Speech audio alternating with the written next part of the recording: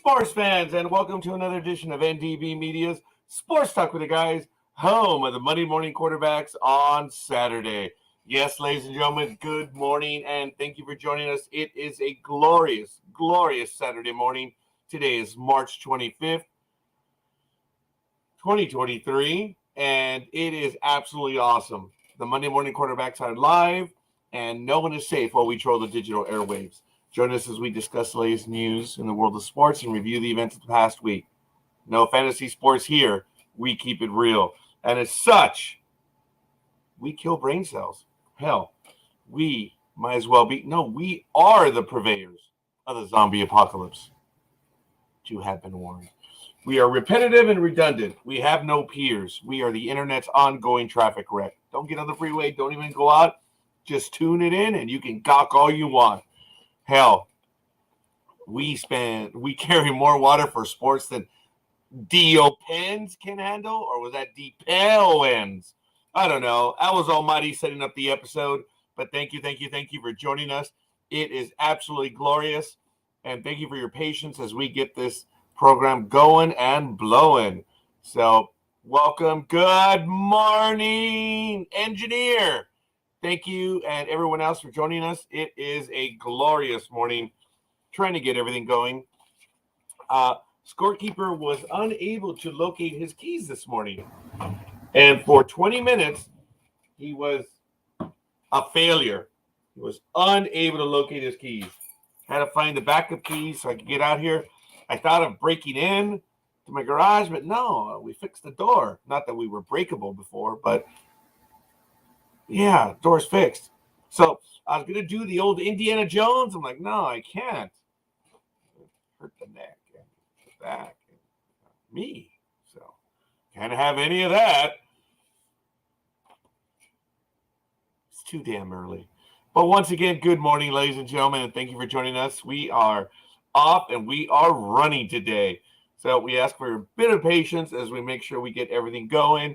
We are running a tad behind, but what a shock. We're running a tad behind. But we are going. Thank you for the likes, and we already have a like from Jay. We are so insecure. We love your likes. We love them. We need them. And we appreciate them.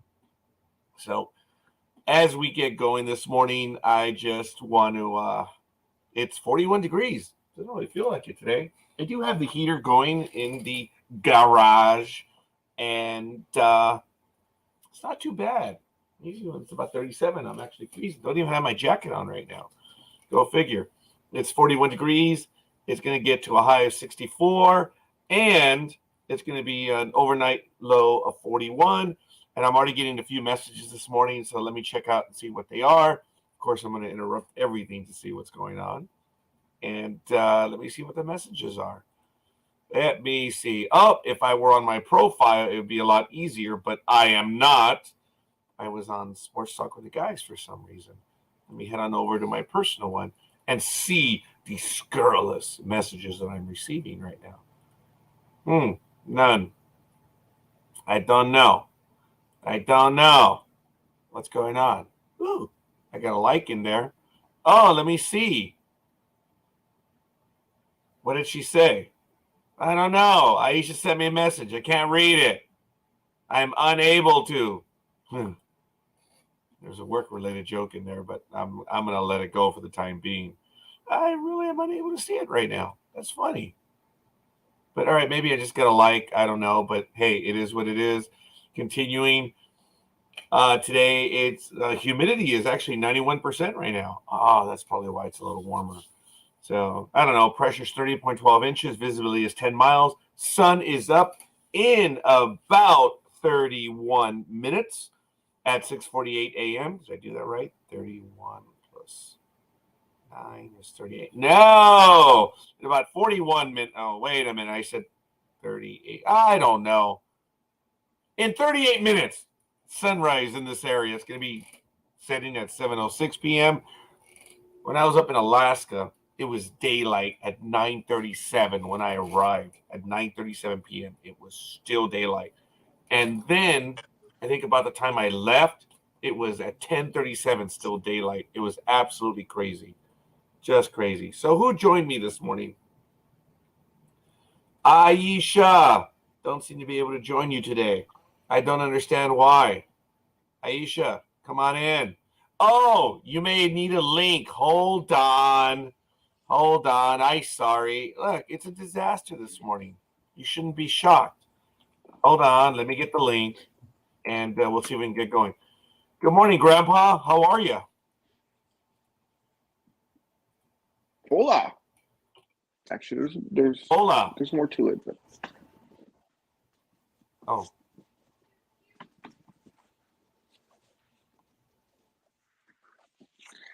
I don't feel like standing up, as you can tell.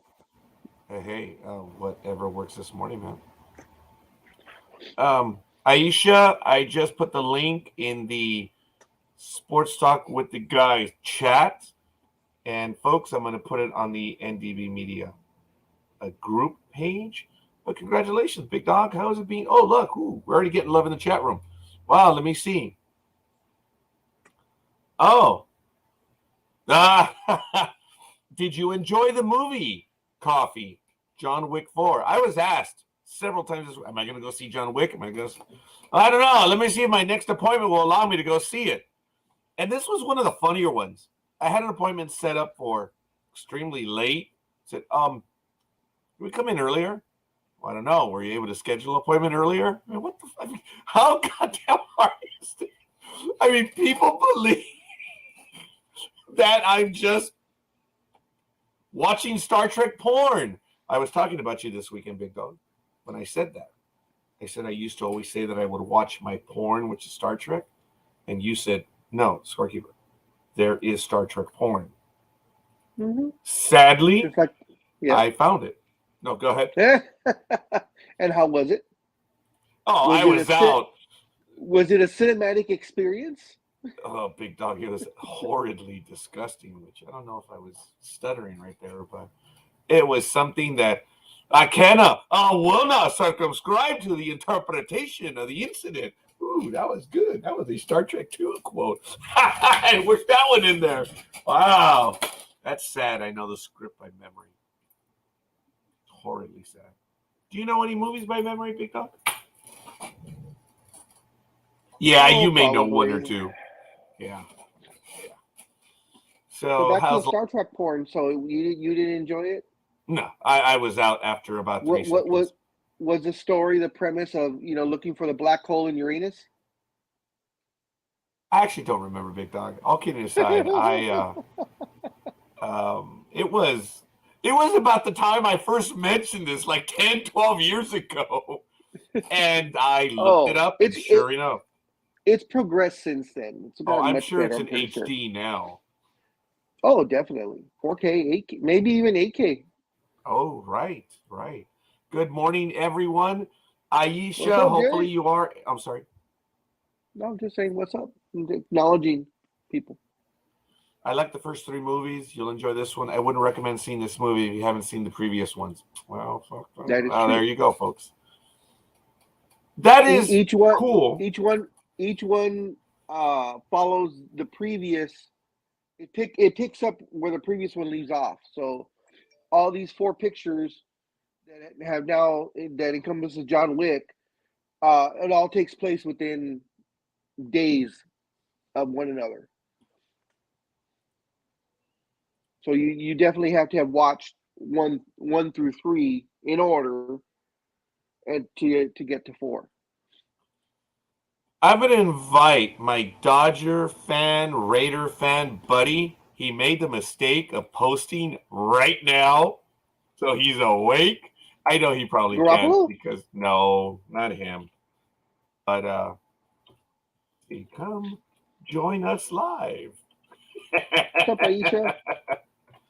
Aisha's experiencing technical difficulties. Yeah. Wow. I'm sorry. Are you? Aisha, press on.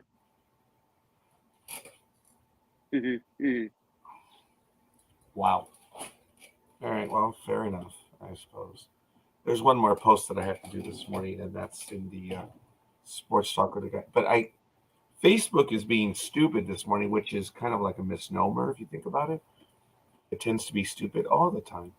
And when we say such and such a thing as being stupid, it's really us, except when I'm referring to having to work with engineers. That's the tangent. That's no. That's the corollary to that rule. So, I like that. Coffee says the fifth one should be quite interesting. I think. I hope it doesn't get dumb like Fast and Furious, though. They should have stopped those after number 3. I understand, Coffee, your opinion, but they keep making Fast and the Furious because that stuff still earns money, surprisingly and shockingly enough. And speaking of shockingly enough, look at who's joining us this morning. Oh, dojo arigato! Morning, anime girl. Not quite yet. Oh. I hear you there, Lassie, but we're unable to see you.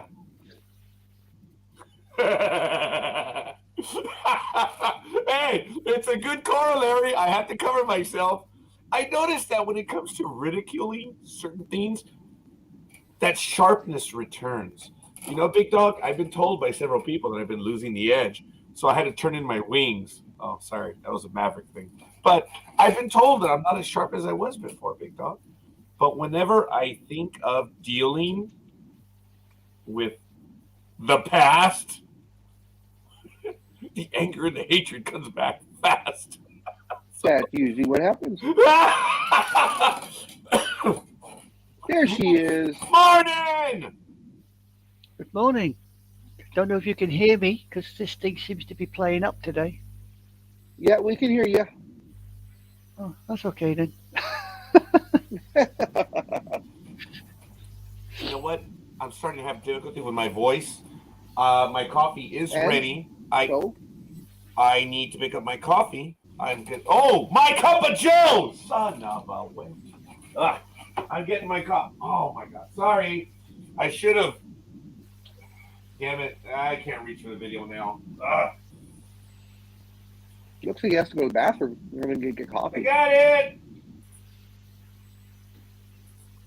So how are you this fine afternoon, Aisha? I'm fine. I'm fine, Big Dog. He's looking like a constipated duck walking back there. Yeah, that's what I was saying. He looks, Sorry. yeah. Yeah, definitely a constipated Constipated or something? walk Or? back there. Mm. Okay, isn't that a bit redundant, engineer? I posted a question, scorekeeper. What was the question? Please help me out here, man. I find it amusing when people tell me. Oh, it says, hey. on a side note, have you watched Stranger Things? Oh, no, I have not. As you know, folks, due to Michael Day's incursion into the I like that word this morning, into the programming today. I love using big words. It makes me feel so engineerish. Anyway, no, that would have to be big numbers. I'm sorry, what was that? That's what we say. You look constipated. Big word. I would have to go with that. I would. I would acquiesce to that, Big Dog. So, are you? Shit. What was this question? Well, yeah. About Stranger Things. No, I have not. I have not had an opportunity. The only thing that I'm actually watching right now is I'm not even watching Picard. I'm not watching Mandalorian. I am watching the Ark. So it turns out that we are an Arkaholic. As you know, we just announced yet another guest for the Ark. This is really big for us. We are getting a regular. Michael is doing a phenomenal job of being able to bag the guests. And Stacy Reed will be joining us this week. I believe it's at 11 a.m., which is normally my lunchtime for those fans watching along at home. We will be interviewing Stacy Reed. Oh, hey, whoa, what's going on there, anime girl? You're screwing with your computer there? I'm not in the middle. Oh. Reminds me of Orville when Seth MacFarlane as the captain was saying, hey, dude, you're a little off. Could you move a little to the left or whatever? That was kind of funny. Seth MacFarlane is crazy. But anyway, I know a lot of people don't like him for lots of stuff. They just be jealous. Oh, really? Is there really? There's a character that looks like me. Wow. All right, fair enough. I'll What, have to tune in. in Arc or in Picard or No, in Stranger Things. Is it the stringy little monster that has a bunch of leaves? No, just kidding. All kidding aside. is he referring to a Yeti perhaps? I don't believe in such things, anime girl. Neither do I, but I was just asking him. I appreciate that. I'm not that big. The big dog could be confused for a Yeti. I would be confused for the No. Yeti's younger brother. Can't see Big Dog being confused as a Yeti. He's too white. That white hair. Too white? Oh, Yeah, the well, yeah. white hair. Oh, okay. Yetis don't have white. They're What color is a Yeti? I mean, we understand it's the abominable snowman. Yeah, it's that's white. what I was thinking. So it should be white. That's what I was thinking. That's why I was thinking they look more like a Yeti than the Sasquatch. Bigfoot. Sasquatch, yeah, yes. Bigfoot. Yeah, okay. I wonder if Jay reacted the way I reacted. I think he did. It's all look. The brain hasn't connected with the gob this morning. I'm still. Anime girl, we make people stupid. It's what we do here on sports. What the hell are you doing, big dog? Huh? Are you tubing? Who? What were you doing? It's like you were reaching down and. Oh, I was fixing the shirt. It didn't feel good right. for you. But what the hell's tubing? That was Jeffrey Tubing. He got caught on CNN. He was the legal analyst on CNN, and they were having a meeting online, not like this, not unlike this. And apparently they went on break. Well, the poor individual, or I guess everyone else was poor, but the poor individual did not mute his mic, and he did not mute or darken his camera. So he was caught taking a break. He was on a break, and apparently there's video of him. Are we stress. talking about adjusting his lower regions? Yes. Yeah, he was releasing his angst during the staff meeting. So go figure. Tight underwear. And he got fired from his newspaper job of many, many years, and he was suspended from CNN, and he was out for about 8-9 months. So the thing is being caught taking care of business. He wasn't going to the restroom. He was obviously playing with himself, for lack of a better word. And he got caught, and a lot of people witnessed it. So he got in a lot of trouble. And he did return to CNN for some time, but then they finally, for lack of a better word, released him. So I thought his legal analysis was actually quite good, but I guess they just got tired of him. So what was the legal thing that was so impressive? It was based on facts and the law. He was actually smarter than most people that were commenting there. So it's just kind of nice and refreshing when you have someone that actually knows what they're talking about. So, but he didn't win, so he got didn't fired. matter. He got fired. Well, that's not winning then. If he got fired, he didn't win. Well, so for a short while, it was about a year or 2 years ago that if you got caught tubing, you were, basically caught doing something on video. So that's where the phrase came from. And it's happened many, many times. Unfortunately it has. And speaking of many, many, many, many, many, many, many, many, many, many, many, many, many, many, many, many, many times, it's Speedy. Good morning, Speedy. Where the hell you been? Good morning. What's going on? Oh, look. He hasn't shaved again this morning. I mean, come on. What is the score with you, Speedy? I shaved.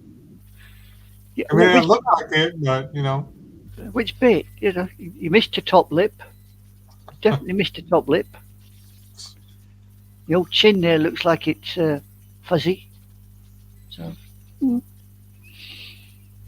why didn't you shave? You're always shaving. I don't have an answer for that one. So You don't told- have an answer for that one. We told you he shaves about once a month. That's when it's needed. Now, he's not like you and me, scorekeeper. We got to shave every day, otherwise we look like what you have. I have 5 o'clock shadow at 11 a.m. Guys, I've got difficulties here. I'm going to have to bail. Sorry. I'll see if I can get back later. Everything okay? Okay, take care. Everything okay?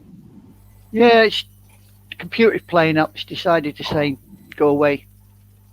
Okay. Well, hopefully you can join us in a few moments and see. See you soon. Well, Okay, bye.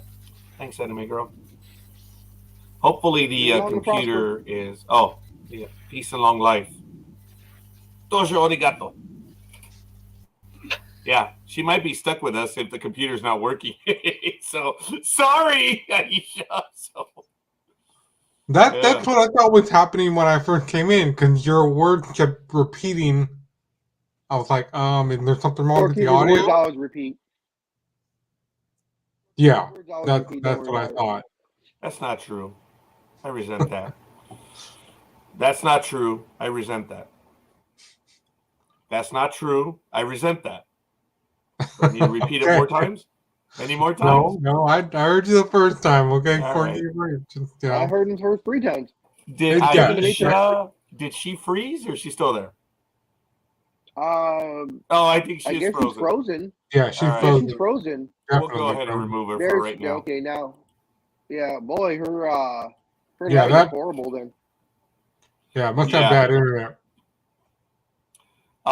Back in 1881, folks, today in the 43rd Grand National, Irish jockey Tommy Beasley wins the second consecutive GN aboard the 11-2 co-favorite Woodbrook.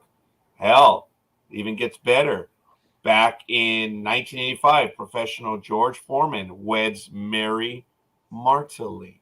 And in 2006, Olympic gold medal freestyler skier John Mosley, who was 30 at the time, weds Freestyler? Malia Rich in Telluride, Colorado. I'm sorry, Big Dog? Freestyler? He's Sure. a freestyler. Okay. Close enough. It's my accent.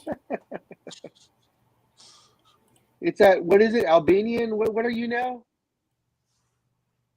African? I forgot what you say you are now. Oh, you mean the DNA? Yeah. It's not what I say, it's what I am.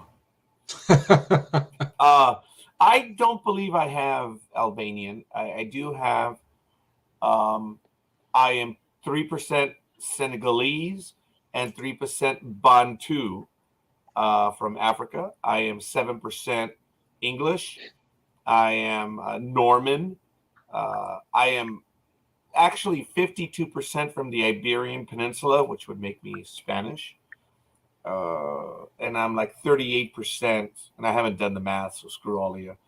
I'm 38% Mesoamerican. So I am a mutt like many, many people. So, okay, it's all good. I like it. I haven't been able to access my Ancestry.com stuff since they got rid of the DNA portion of their website. They're migrating over to the regular portion. That's like, well, how can I access it? No, whatever.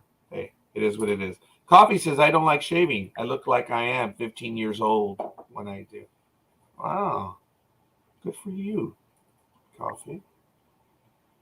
I have always looked my age and even older. So Big Dog looks younger when he doesn't shave. And he looks a tad older. Old. Yeah, right. I look What's the old matter? either way. What the hell's wrong with your attitude this morning? OLD. That's a nasty way. There's the Big Dog's attitude. Oh, hey, Speedy, I didn't even realize you had left. I'm so sorry. No, it's fine. Where'd you go? Were you tubing? No, Okay, good for you. I was eloquently sending something to Big Dog that's going to take place. Eloquently sending something to Big Dog? Did you just say that? Yes, I did. Wow, that's damn early in the morning, Speedy, but good for you. Congratulations. I picked all these words up from you over the years. I'm sorry. I What the hell the really. lineup? Say, Oh, this is PWG? No, I guess. All I know is it's going to be on Thursday. I found it on one of Facebook group that I'm in Mm. at the Globe So Theater on it's Thursday. a hell of a lineup. Yeah, it is. Ultimo Dragon, that's going to be awesome. God, I wish I was closer. I could go there. So I'm a No. lookalike to Brett Gelman. Thank you, engineer from Stranger Things. All right. All right. I've been compared to this gentleman. I'm going to go to the screen right now. There it is. Brett Gelman. Must be the beard. No, not at all. No. His Oh, beard it must be that guy. Must be that guy right there. No, even then. It's because of the No. Yankee cap. Well, he did say that it has someone that kind of reminds him of. Well, me, just because so. he has a beard and is a little bit bald, he looks No, like he's you. probably- Come on, that's No, half a million. That's like 1 million plus people. Big dog. It's probably because he's an asshole. Hey, that character reminds me of you. I've been told that subtly a few times. Usually on the program, whoever's like an a-hole or something, I've been told, hey, there's a character that reminds me of you. The one You that need looks to like hear you him is the guy. talk. All right. The one that looks like you is, and in fact, he's even got your name. Is that singer, the Hispanic singer? Isn't his name Roger Noriega also? No. Yeah. No. I think Oh, so. what's his name? I'm Not sorry. much. There's What's his actually name? a former ambassador. I believe it's not Luis Miguel. That's the one everyone hates. This is Juan. Oh my God, I forget his name. Luis Guerra. There it is. Oh, and there's the image. Wow. Check it out. And speaking of Almighty, there is Almighty, but it's Juan Luis Guerra, the individual that I've been compared with. Oh, that's most certainly not it. There it is. Folks, there's an image that I posted on Facebook years ago that I was asked, wow, scorekeeper, when were you performing on stage? And the guy does look like me a great deal. This is the guy that I've been, there's okay, not this guy, but there's imagery of him, and from certain angles, the nose. Yeah, there's a better angle. There's a better angled one. Yeah, it is a looks spitting just like image. you. Yeah. Oh, well, Coffee, I want to thank you for that, but I guess management had a different opinion, so 19 out of 21 years were rated as very good, but what do I know? Hey, guys, I unabashedly love my job, and I loved serving the residents and citizens of the county of Los Angeles. I'm damn proud of that. I did that every day, and nothing can take that away. I am proud of what I did. So I'm already almost speaking of it as after the fact. Don't you? Yeah, I was about to say, don't you mean what you do, not what you did? Because you are still technically with the county. Oh, I'm definitely still. Folks, Okay. I do have, I'm not going to talk to some of the themes, but it's just a glorious thing. I don't know if I have any other images. Oh, no, that's not him either. So No, these that's are just other people. Yeah. Anyway, those are that. Oh, look, that's closer. And there, again, it's just there are certain facial features and structures that if you get it right, man, it really does look. And he and I have worn the same cap. Look, that one's kind of close. That one's crazy. Really close. Do the previous picture again. Oh, I'm sorry, big dog. Was that this one? Okay, hold on. No, that wasn't that one. Okay. Because there was the picture at the bottom that we talked about, but I don't know which one the previous picture was. But there, when he's performing, look, even that one, man, jeez, that's an older version of me. But from the profile, look at that. Look, that I've been told from the profile. So when people see me from the side, you can tell they had shitty seats at concerts because they recognize or they think I'm him. When they see me from the side, so in that picture, do you think he has a big nose? Why do you think forever I've always been talking about my nose that always gets involved in everything? No, because in that picture, to me, he does not have a big nose. As I've always told you, do not have a big nose. This we do look alike, man. Yeah. Yeah, we do, and it's funny. But there are some images of him where I see he's performing live, and it is been this that one also, huh? Jeez. But anyway, it is what it is, folks. Thank you, engineer. I'm gonna have to take a look at that. So I need to hear him talk that character. Well, I'm quite flattered. I'll have to see. We'll see. But good morning, Almighty. I'm so sorry, Almighty. I didn't see you there. I'm sorry. How's everybody doing? My spelling Well, of depends is precise. You realize that Okay. when you do the description, it goes to all the pages. And I blamed your ass for setting up the episode. I said that was Almighty. Well, I don't know what you're saying, but Oh yeah, So- we know who scheduled Saturday's episode. It wasn't so- Speedy, because if it were Speedy, it would be like 18 paragraphs and one period. Okay. well, that's true. You're right about that. He no, doesn't we'd know be lucky anything. we have one period in it. Yeah, Yeah. because So what's this about you wearing Depends? punctuation yet. What were you saying? So yeah, Sorry, Big Dog. What was that, Big Dog? What's this about you wearing Depends? What are you talking about? On the description for the program. It What was about kind of it? funny. I never read it. I never read the Yeah, description. I just know there's a show. It's what? I said I never read the description. Just know there's a show on Saturdays. Oh, sorry. Yes. I'm getting old. True. I can't hear. And that's part of the problems that I have. I'm just not. Say my name. Jay. Good morning, everybody in the chat room. Good morning, Jay. Oh, I get it. Good morning, Almighty. Oh, that was funny. Yes. Oh, I apologize. That was good. I guess you haven't had your cup of Joe today. He just got it. Oh, okay. So, Almighty, how you doing this morning? How's Hi. life? Morning, Almighty. how you doing, Speedy? Good. How you doing, I Big like the Dog? hat.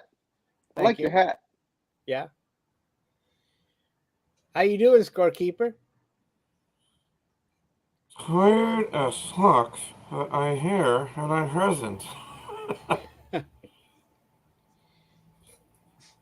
Can you tell that was interview mode when they say stuff? The funniest one is when I ask them, so do you pay for your tags on your car? They're like, yes. Well, it's goddamn infer, dude. I'm asking for the price if it's a yes. And I love the silence sometimes. It's just like, ugh. Well, he No. answered the question, or they answered the question. Yes, they did. But I'm like, all right, dude. You know, it kind of follows. But, my clients love to give me attitude as well. So I guess I should have expected that Well, for they so could many be years. thinking of you they could be thinking of you as a government agent. Oh, And- they do. Many of them do. Well, see that's what I'm thinking. How many times have we been taught throughout the years by friends and family that all you do when you're talking to someone in the government is answer the question only. You do not give anything extra. So they ask you, do you pay for your tax? Yes. They're waiting. They know what they want to say, but they're waiting for it. Yeah. And that's Scorekeeper, do you feel the same way about your job and you do about the contract of Uber and Lyft now being contract whatever they went through down in LA County? Uber and Lyft? Are you talking about LA Unified School District employees? No, it's for Uber and Lyft Lawsuit drivers. for- I'm not the thing familiar. was like months and months ago, I'm not where- familiar.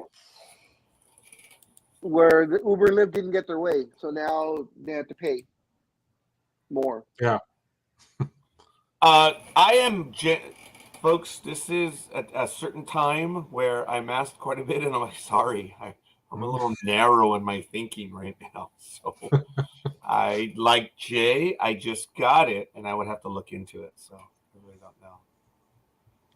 And All as right. far as the LA Unified School District is concerned, they got one hell of a deal. Well, folks, I had to go to a doctor's appointment on Tuesday, so I was going through LA, and what did impress me the most, because the orthopedic surgeon that I had to see is over on the west side of Los Angeles, and it takes a little while to get out there, so I had to travel to the LA Unified School District area. There's some mad people out there. Those district employees were out in force. It was impressive. And every time we passed the school, it's like the entire school was out demonstrating. I was impressed. I was so impressed that Anime Girl just took the impressiveness. She was there away from- too? Wow. Well, her combative attitude could easily have been there. What did you feel about the deal, though? Did you feel it was? I don't know the Coming? details. If I remember correctly, they I guess I'm not sure if there's a tenured amount of time or what, but they were saying what I read, and what they reported on was a 20% increase retroactive to July 2021. That's a lot of money. 10%, a 10% increase retroactive to July 2022, and then another I can't remember, it was 15 or 20% increase starting January of 2024. Folks, they were offered 23%, and they walked. Holy crap! Holy crap! This is when they walked. 23%. Come on, folks! Wow. I understand they've been hysterically and historically underpaid, and they went out and they demonstrated legally, humanely, didn't block streets, they made their presence felt, the community got the message, and management delivered. Now it's time to shut up and get to work on both sides. Yep. So, and it's gonna and with this crazy raise that they got, it probably the LA teachers are probably super ecstatic because their contract is up in January. and here's the thing: the teachers walked in solidarity with them. Yes, and that's what as it should Holy be. crap! As it should be, because on a personal note, when I was with I can't remember if it was either Thrifties or after they converted over to Rite Aid, we got fucked by the pharmacists. Yes. Oh, I'm still pissed to this day. We got fucked by the pharmacists because we wanted a raise and we voted for the strike. And of course, the pharmacist, which is the heart and soul of Rite Aid and or Thrifties, because that's the bulk of their business. We asked them, if we strike, will you, of course, as brethren, honor it and strike with us? And they went, oh, yeah, of course, we are 100% behind you. You guys are underpaid, blah, blah, blah. Whole 9 yards. Went for the strike vote. They voted strike. They said, okay, we're going to strike on Monday. You pharmacists, you're the pharmacist union. You're right behind us, right? And they're like, well, we're not too sure about that. I don't think so. You guys are going to have to do this on your own. We got fucked big time. So we couldn't strike because we didn't have the pharmacy behind us. And Wow. we ended up getting an okay raise. I think it was some like 75-cent raise or something over 3 years. It was a stupid ass contract. But the union of the cashiers and such made it very made it eloquently they eloquently told the pharmacist union to fuck off and that we will never back them ever, so don't even bother asking. That's crazy. Wow. That is crazy. Did you notice how I don't know if the same happened for everybody else, But every time Big Dog was talking and cussing everybody out, the audio, at least on my end, was It cutting out. does. It Yeah. does. Oh, it's been And cutting out? Good job, Big Dog. most of the time, I'm able to get the information from Big Dog, but yeah, his iPad doesn't like him. Ah, Sorry. Yeah. and there it is from Coffee right there. Well, there was something that if it's what happened in the last few months, Uber and Lyft won. They Yeah. went to court, they challenged, and the proposition that was written directed at them was basically thrown out. So that was a few months ago. So I do apologize when you guys said something had just happened recently. I was unfamiliar with that. Let's put it this way, folks. As a former driver, someone who hasn't driven since September, October, nothing's changed for me as a driver. So nothing changed. I'm still a private contractor. So it's all right. But we have gone quite a bit into the politic, and I do apologize. It's good stuff. We are well-rounded. I can't even say it. So we're going to get back to what we do right here on Sports Talk with the guys. So I don't know if anyone is ready to go with the story, but I do want to comment. I actually have two stories up front. I'm going to send them to my co-hosts. Oh, God, one of them is political in nature. But I was really disappointed that Stephen A. Smith commented about something that Don Lemon did a few weeks ago about Nikki Haley, saying that she was over the hill. Now, what really surprised me was Stephen A. Smith just commented about this week. And folks, this happened weeks ago. Nikki Haley is in her 40s or 50s, and Mr. Don Lemon called her over the hill. Take it however you want. She says not in her prime, whatever. Stephen A. Smith blasted Don Lemon like 3 years after the fact. Folks, if anyone needs to be laid off at ESPN, I think you need to lay this guy off, because I think he's been losing it and he needs to go. Dude, you're a sports guy. Leave it alone. Leave it alone. Just stay in your lane, dude. So it's just disappointing. Jay knows who's in the chat room. I'm unable to see them, but Jay can see them. Wow. Good morning, Gridiron Girl. So I did put the article in the chat room. I don't know if my co-hosts want to comment about it. This is probably the first they were getting it. But I did want to say, in another thing, that, ladies and gentlemen, I do want to express my sympathy to a beloved and well-loved player in sports. Something happened in the World Baseball Cup. Someone by the name of Jose Altuve has received a crushing injury report. Looks like he's going to be out for a while. I'm sorry, short stuff, Altuve. I think he broke his arm or something. I don't know. I don't care. He's going to be out for a while.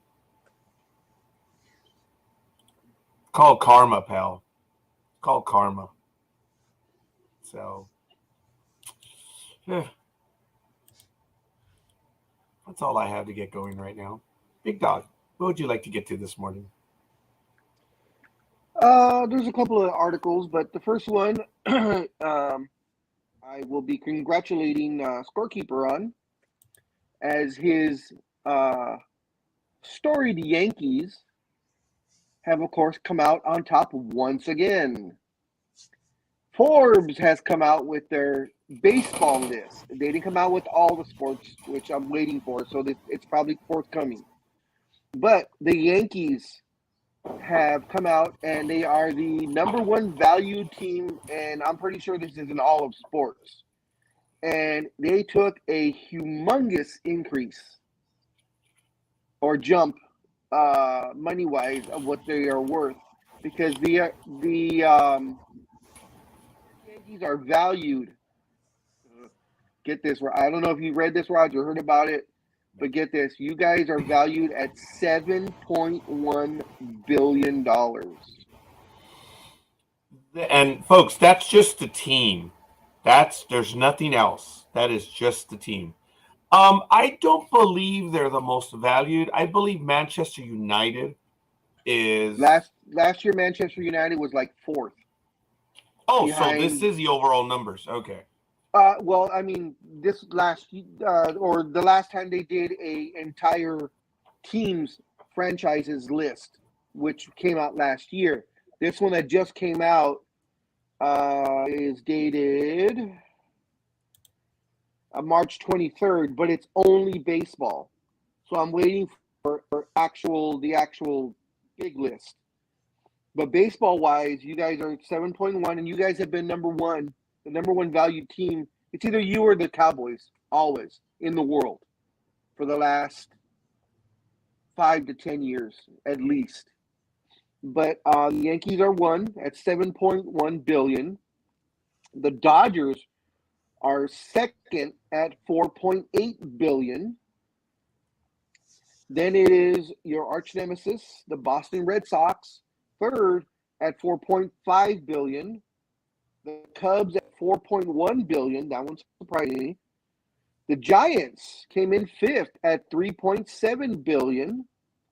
The Mets 2.9 billion. My Los Angeles Angels, losers that they are, still came in at 2.7 billion, number 7 on the list. 8 are the Braves, 2.6. The Phillies, 2.575. And topping it out in the top 10, the Cardinals at $2.55 billion. Oh, and straggling in just behind them, number 11, Mr. Altuve's team, the Houston Assholes, at $2.25 billion. Those are your top 11 teams. I did have a tiny ownership stake in the Yankees in the 90s, as Big Dog knows. It was through one of the Janus funds. Again, I don't remember if it was the Mercury or the Enterprise Fund. I had like $25 invested. No, it was $50 invested, and it got up to $100. So I told Big Dog when I saw the holdings group, because every 6 months, the mutual fund companies, they don't want to review their strategy, but by SEC requirement, they have to show their holdings. And when I saw that they owned that particular holdings group, I'm like, holy shit, Big Dog, I'm an owner of the Yankees. 1/1,000,000,000 of a trillionth of a trillionth, right, Big Dog? Didn't matter. It didn't matter. I genuinely was, as was everyone else who was owning a share. And it was funny because it was $50 to get into the fund. So that was the bare minimum.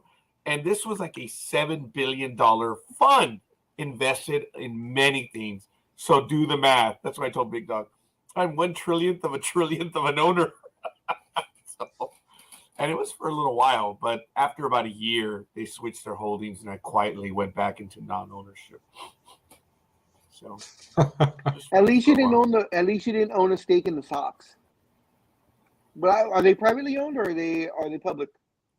The Sox, I don't well, remember. they're privately owned, just like the Yankees are, but the Steinbrenner Holding Company. Okay, I get you. Okay, yeah. Hey. So at the time, I don't know how they've changed the structure. I don't pretend to know that stuff now, but it was really cool, man. It was neat. I was able to be an owner for a while. There are how many teams right now, folks?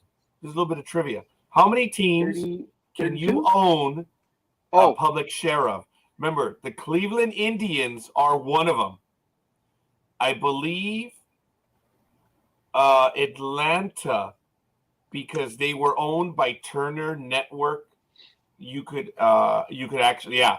I don't know if they still are, but they were also, you could own them. But the Indians, the Packers, that's right. Yes, that's in football. The unique thing about the Indians, or some would say the Guardians, they had non-voting shares. And there's another team that also has non-voting shares out there. Same So as the Packers. you are an owner. Packers are that way also. Packers are the same way. Yeah. Because it's the city council, right? Or the county agency up there? I forget. I believe so. And the Celtics have a thing also where you can buy Celtics shares. And I'm not sure. I think they're also non-voting. Yes. Yeah. Which is cool because it's a fan thing, to be able to have You're an the owner. bond. Yeah. Yeah, to be able to have a little bond, and you put that up on the wall and say, hey, I own. I don't care if it's like you said 1/1,000,000,000%, but I'm Hey. still part owner. Damn it. Hey, Speedy, I have to ask on behalf of Coffee, how does it feel being a part owner of the Oakland Athletics? Oh, you want to team up with Coffee like that, huh? Not at all. No. I asked you on behalf of Coffee, what does it feel like being an owner of the Oakland Athletics? I'm glad I'm not an owner. Really? You're not? But aren't you the number one fan? Oh, shit, I am on Coffee's side. See what you just did? Coffee and I are A and B positive blood brothers. At least my Giant and Big Dog just mentioned we're in 5th place. Oh, wait, I'm sorry. Your Giants? Do you have an ownership stake in the Giants? That's a good one. That's a good one. Actually, folks, that's how it happened, right, Big Dog? And that's how the conversation happened when I revealed when someone said, "Your Yankees?" Actually, by the way, you little shit, yeah, they are my Yankees. but in the grand scheme of things, everything is as it should be. The Giants below the Angels, the Giants below the Yankees, as it should be. Nice meeting. Hopefully we have Anime Girl returning with us. They've gone dark, as is Almighty. I hope everything's good with Almighty. I think Anime Girl and Almighty are canoodling. Oh, yay. God bless them. Oh, she's back. I heard that. They came back at the same time. Oh, my God. Thank you, Almighty. Thank you very much. Big Dog, you have a dirty mind. I readily admit that. Yeah, what do you deny? There's nothing to Big deny. surprise. Yeah. Hi, have we met? That's the line, Big Dog. You should. Oh, have we met before? Yes. Wow, they came out of back. They came back like that, man. Yeah. Yeah. They were like, they're talking about us. Let's get back. Oh, but look at look at them. They're both smiling. They look like two little teenagers that got caught. That's funny. Yeah, I hope you guys are happy. Oh, yeah. Yeah. I wasn't expecting that, but I'm very happy. But Small it's things, all good. please, small minds. That's all I will say. I already bragged about my DNA, so I'm not offended by that. So I'm all right with that. So that's good, though, Anime Girl. Great response. It was so damn funny. And along the lines of that thinking, small minds, big, and it balances out. Really? I think so. That was good. Really? I Really? think almost any Hold statement your you hand make, up. I can make dirty. Hold your hand. No, you're not that big. And there's also no calluses either. Now, see, if you go from there to there, you get a rough idea of what's down there. Yeah. Yeah, it's a rough idea. Well, you're rough. So. Good morning, ladies and gentlemen. Sports Talk with the guys. Home of the Monday morning quarterbacks on Saturday. That's Almighty down over there. That's Speedy way over there. That's Anime Girl. And that's the Big Dog. I'm the scorekeeper. Today is March 25th, 2023. We're finishing up the first hour here on Sports Talk with the guys. Do apologize. We did get off to a late start, but we thank you nonetheless. We're going to be entering our second hour here on this glorious day. Big Dog, if you have another story, let's go on to you, as Yes. by time we're entering the second hour, but we're only 55 minutes into the program. Big Dog, go ahead, and then we're going to go to Speedy, then Almighty, and then Anime Girl. Woohoo! Do you scorekeeper? Do you know who Andrew Tolles is? Andrew Tolles. Big Dog, I have a presence of Dodgers. mind to understand that you're about to educate me as to who Andrew Tolles is. Okay, he is a Dodger player. Oh, shit. Come on. That's exactly what I'm thinking right sorry. now. He is a Dodger player. He's a Dodger player. He has not played for the Dodgers since September 30th, 2018. However, I will give the Dodgers this one, and they are seen in a new light by me, and because of this, to me, they are a class act. Toles hit 364 in the 2016 postseason for the Dodgers and was off to a solid start in 2017 when he tore his ACL sliding into the wall while trying to make a catch. He missed the rest of the season but returned in 2018, playing in 17 games. He wasn't at spring training, in 2019, and it was eventually learned that he was diagnosed with bipolar disorder and schizophrenia. In 2020, Toles was found sleeping behind a building at the Key West International Airport in Florida. He was homeless and taken to a mental health facility. At last report, Toles was in the care of his father, Alvin, who said Andrew is in a zombie-like condition. He says we are having challenges, but nothing that God and I can't handle. Schizophrenia, it's just so tough. So the Dodgers, instead of cutting him, have kept him on the roster every single year so that he will have health insurance. And they just did it again this past week. They signed him to the 2023 season.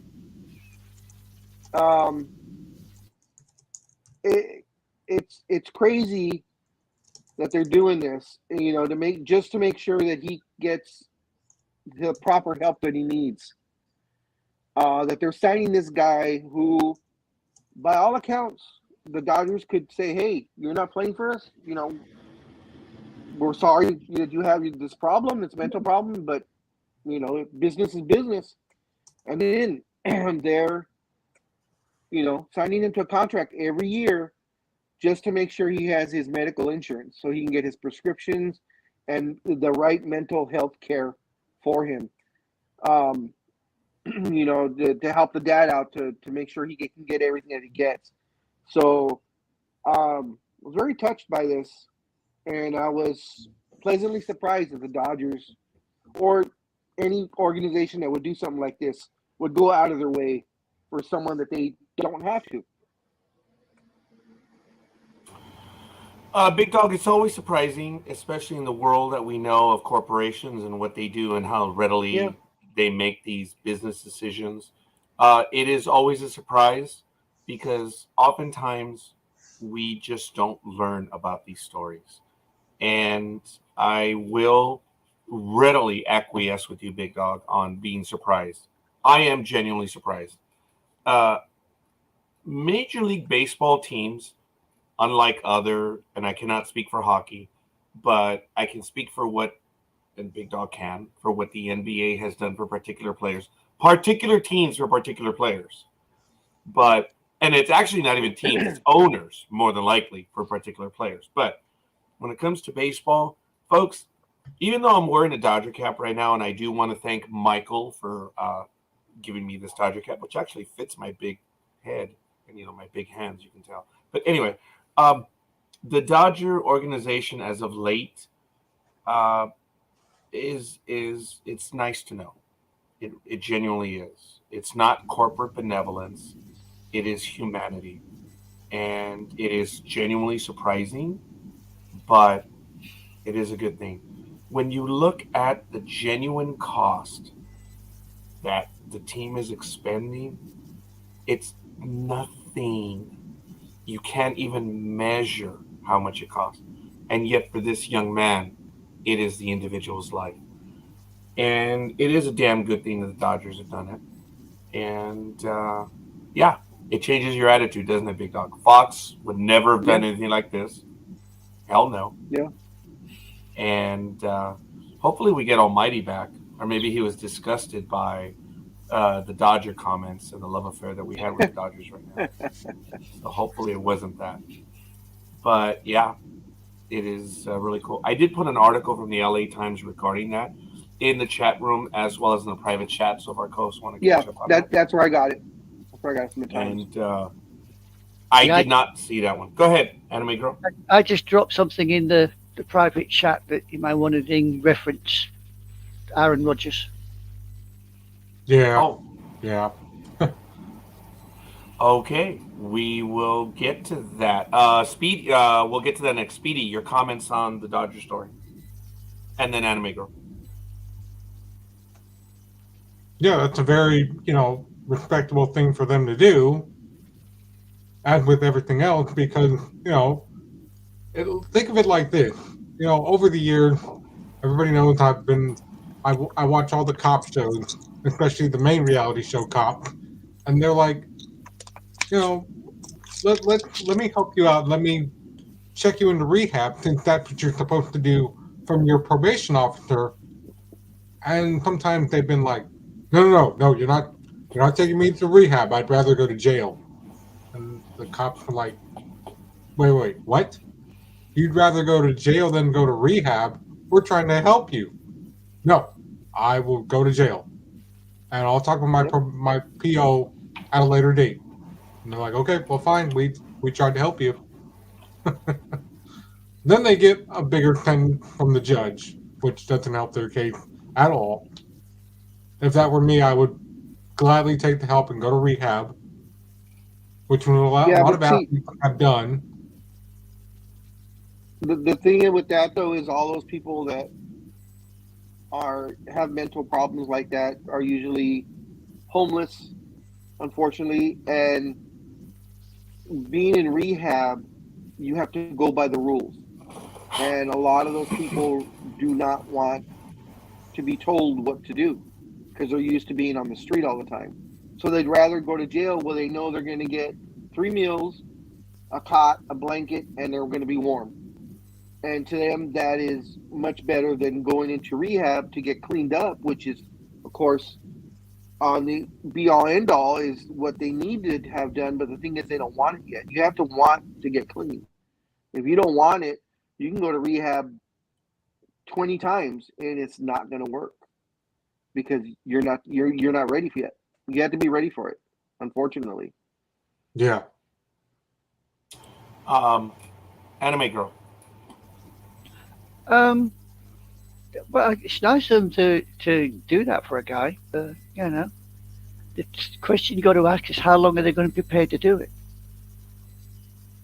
Well, as Big Dog they've been mentioned, doing it now it's been for a while now. 5 years. Yeah, it's 5 years now that they've been doing it for him. I believe it was in 2018. Oh no, I'm sorry. It was in 2017, early in the season when his knee, right, his anterior cruciate ligament or something like that. So it's been a little while.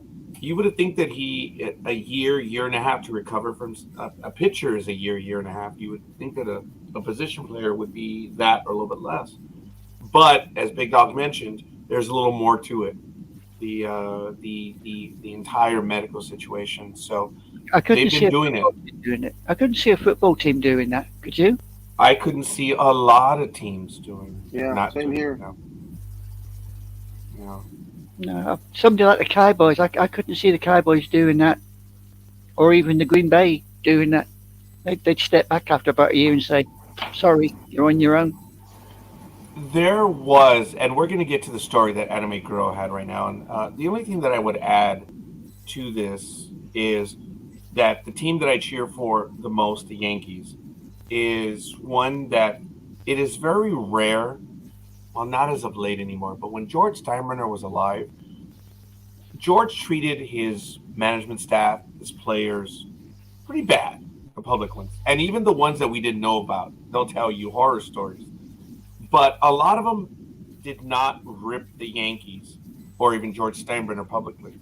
Because I know of Jim Beattie, a former pitcher, that would tell you that money would show up on your doorstep from being cut from the Yankees weeks, months, years after, and gifts would arrive. And who are they from? They always knew it was from George Steinbrenner.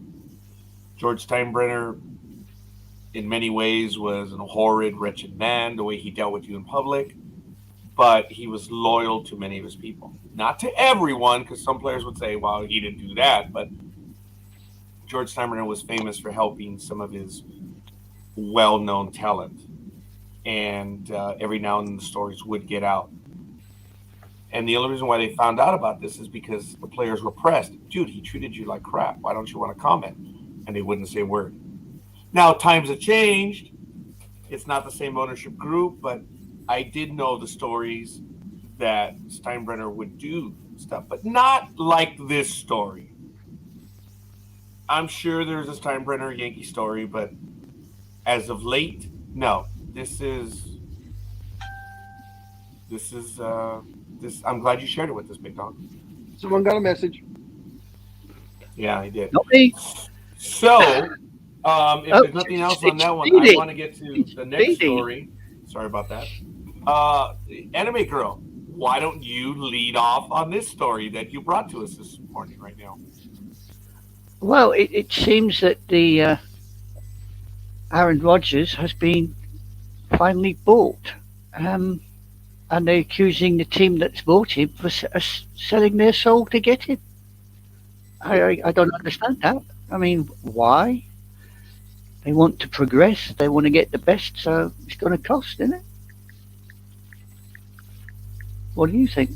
So, is it done, folks? Again, I've missed this part of the entire story, but the article that we're going to go ahead and share in the chat room right now, folks, I ask you to bear with us. It does say NFL exec comments that the Jets have sold their soul for Packers Aaron Rodgers. Individuals within NFL circles seem to believe that the New York Jets have no plan B in mind if they don't acquire Green Bay Packers quarterback Aaron Rodgers this offseason.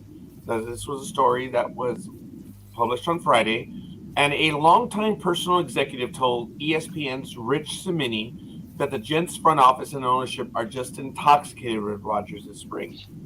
Quote, they've sold their soul now, the executive added about the Jets.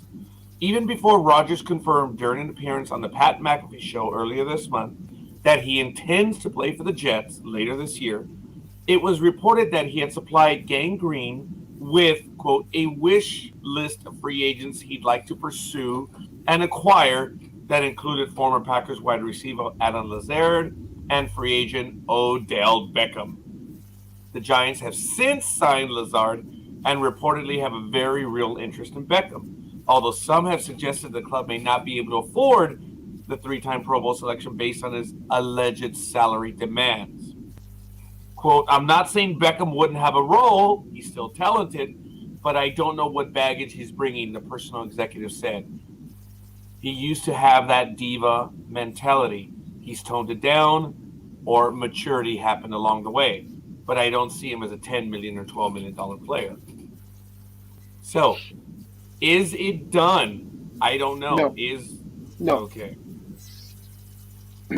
But they, as the article says, they don't have a plan B. If Rodgers does not sign with them soon, well, they still have a few months because the season is still a little ways away. But you want to get your training in. You want to know your receivers and the plays and so on and so forth. But if Rodgers isn't signed by them, they don't have a quarterback, I believe, right now, because I believe they traded their quarterback or they let him go in free agency. So they have no starting quarterback. And I believe the backup is a rookie or a one-year guy who hasn't really played. So, and Green Bay knows this. So Green Bay is going like, well, I want this and I want that and I want 3 first-rounders and I want 2 starters and I want a second-round pick also. They're asking for the moon. You think they'll get it? No. They're asking for way too much. I think if we were to get, let's say, 2 first-round picks over the next couple of years and a second-round pick and maybe a player, not a top-tier player, but that should suffice for Rodgers. I mean, yes, he's a multiple-time MVP. His numbers are always great. One of the greatest quarterbacks of all time. But he's 39. Mm. And, the body can go like that when you're a pro player, when you're that old in that type of a sport. So You know, it's Chansey. Yes, he's got the pedigree, but I don't think, not enough to ask for the four. From my understanding is the Packers are asking for 4 first rounders and 2 second round picks for Aaron Rodgers. So 6 picks. That's a hell of a bundle if they can get it. Yeah, I can't see it. Mind you, see, talking about older players, the Cowboys have done the same thing, haven't they? With their new running back. They Oh yeah. picked up a running back. What's his name? Hang on, I'll leave it here. I Ronald Jones. Yeah, I can't. Got a year. You got them. They got him for a year's deal. He's ex Kansas City. And he didn't do a lot for them. Yeah. He didn't do a lot for them, and he's also an ex Tampa Bay.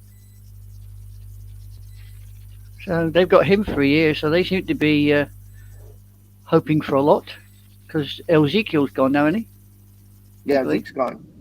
Yeah, Zeke's gone. He's off down the road. Roger, you're very quiet up there. I'm listening to what you guys are saying, and I'm watching the comments and everything. I'm waiting for Speedy to jump in, but thank you, Anime Girl, for that. Well, you are the host. Speedy? I was hitting an app for your ass, Speedy. What are your comments, please? Well, I mean, it is what it is. I mean, we know that almost everybody going to different teams or being traded. Everybody, of course, is looking, at these young guys. Oh, I want him. I can see what he's doing for the draft next season. Let's bring him in. And then their teams are going, yeah, but we don't have the money for him. So, you have to balance all these things out. And, and Tom Brady, and, Anime Girl was talking about, Tom Brady, if you haven't seen it or watched the video of him documenting himself where he's going, hey, I'm part owner for Las Vegas women's team. Oh yeah, that's happened. Yeah. Yeah. No, I guess he's not thinking about the NFL anymore. He's more focused on this. For now.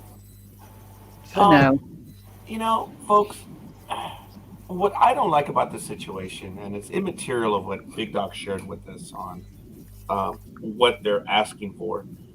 If this information got out into the public, how stupid that your negotiating position got out and was reported on. Exactly. If the Jets are enamored with Aaron Rodgers, fine. Merry Christmas. God bless them. But how stupid that your negotiating position is out in the public realm. That's a bad management team. And it's a bad management team because who they hired let word get out.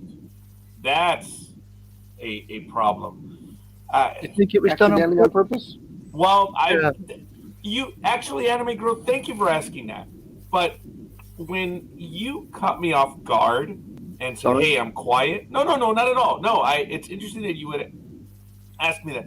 I was actually thinking through that situation. And I'm like, did they do that shit on purpose? To maybe, is it a negotiating ploy? But I'm like, nah, teams aren't that smart. So when you had asked me if I was being quiet, I answered you obsequiously where I just said, I was thinking about a lot of other stuff. And so I was thinking about that situation. It's dumb. Teams are not that smart. Okay. They just aren't. I mean, even the Cowboys in the incredible trade with the Minnesota Vikings, they had no idea. Even they did not know when they traded the running back, the one that was with the New Jersey Generals. I forget his name. And he ran for office not too long ago. Jay said that's a big word. Yeah. And I'm not going to repeat it because I think I didn't pronounce it correctly, but it's obsequious. So, look, I guess the reason why I was thinking it through is like, to what end? Like, no, They let it be known they want this guy. That's stupid. I commented about this a few weeks ago where it was a certain situation I wish I could remember, and it's like, dude, you're letting your negotiation position out in the dude, you let the enemy know they're gonna F you for everything they can. Do you think Aaron Rodgers might have let it slip? Well, he did. He's a bonehead. But look, this guy believes the world is flat. He believes 9/11 was an inside job. I mean, the guy's a fucking moron. All right, he believes in every conspiracy theory there is. He's a moron. But you know what he's good at? Throwing the ball downfield. Okay? Look, every time he's on an interview, he says something stupid. The stupid is as stupid does, yes. But Nice one, Jay. look, I don't think there's anyone that would argue with me as to his intelligence. He's a football player. That's it. What are you going to expect? Yeah.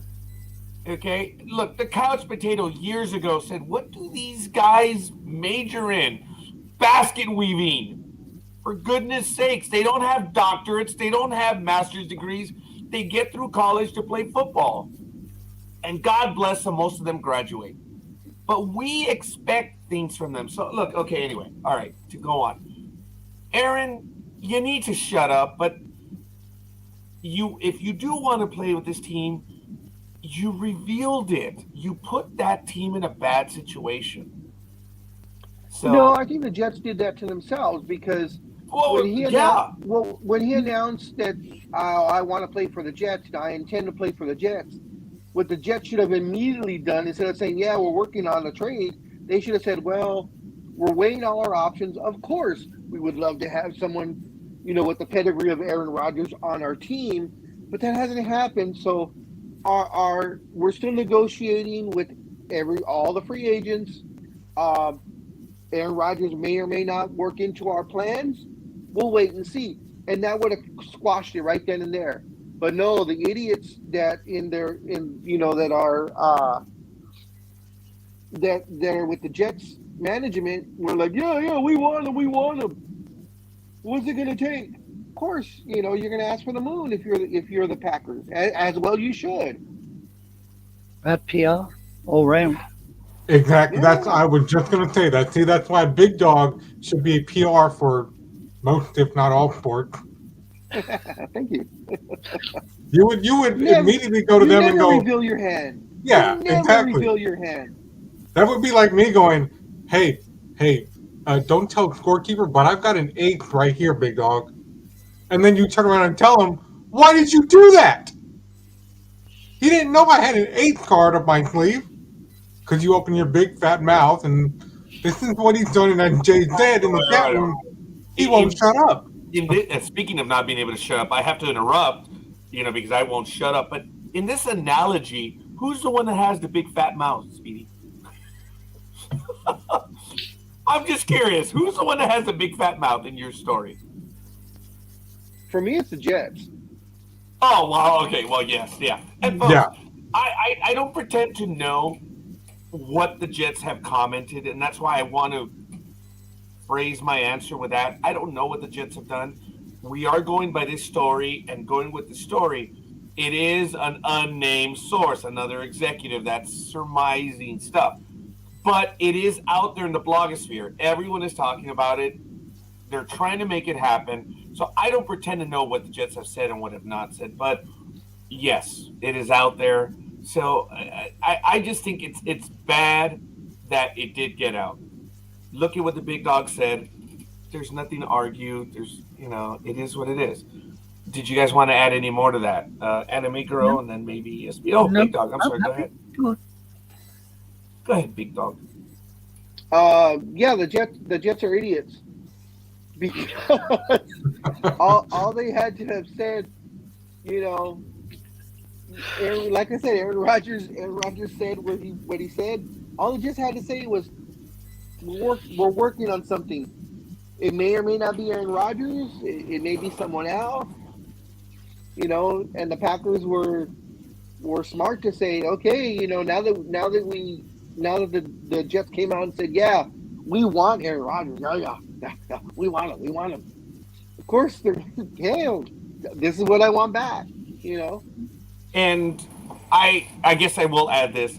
I'm not going to defend that guy, but I believe he did say, I see myself playing for this team. Okay. I don't believe he said I would be on there. I will acquiesce and admit that I believe he did say, I see myself as a Jet. Okay. That's different. Okay. So just keep that in mind. And I acknowledge that and I know that. But everything else, folks, it speaks for itself. Thank you, Jay. Stupid is as stupid does. So that's why the Jets are losers. I'm sorry, big dog. Was I supposed to argue that shit? I'm just curious. He's muted himself. He's not listening. Well, he's listening. He's not talking. Yeah, it's all good. Tell me something. Is Big Dog's second job diplomatic relationships? Because he's very good at it. I believe if NDB Media had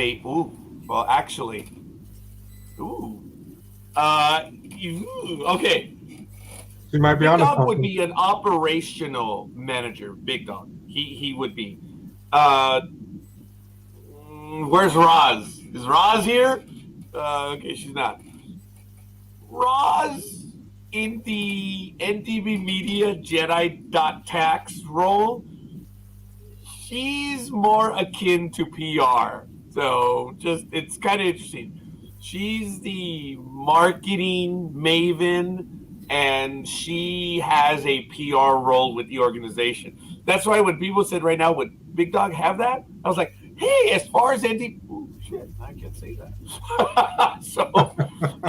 But Big Dog would have an operational role like president or vice president, VP, or VP West Coast operations. If such a title ever existed, Big Dog would be West Coast operations, if it existed. I know most of the time I have no filter here on Sports Talk with the guys, but professionally, when I was in charge of a team and we were doing, and I had to talk to the VPs that would come in every so often, or upper management, I knew and Roger knows me because Roger worked with me before. Roger knows I am not a brown noser whatsoever. Never. But I am also not an ass when it comes to speaking to upper management. There are ways to get Are you the point attacking across. me? I mean, why? No, you know what I mean, Roger. When we were working at the store, I interrupted you. you were the same way. I You were the same way. Go ahead, Big Dog. I was addicted. You were the same way. We could be an ass in real life, but when it comes to being in the professional setting, there are ways to talk to people. Roger's a little more crass than I am. But there are ways to talk to. But we upper respected management. authority. Yeah, and get your point across, but still be nice about it. See, I got in trouble. Roger comes across, and we'll call him a Richard Cranium. And he's figuring they're too stupid to know what that actually means. So that doesn't make me look.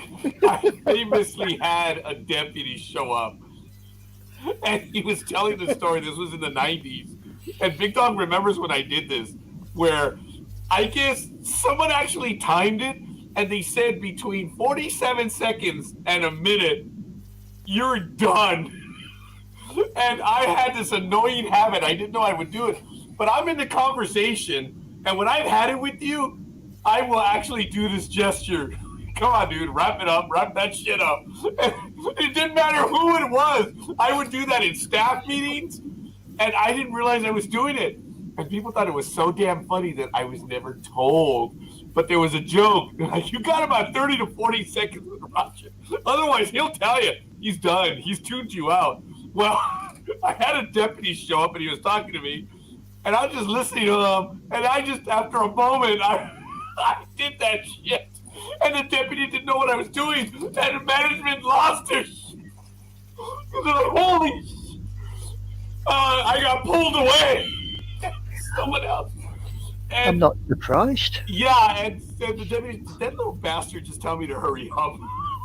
And they're like, oh, sir, he has a lot of things on his mind, so please.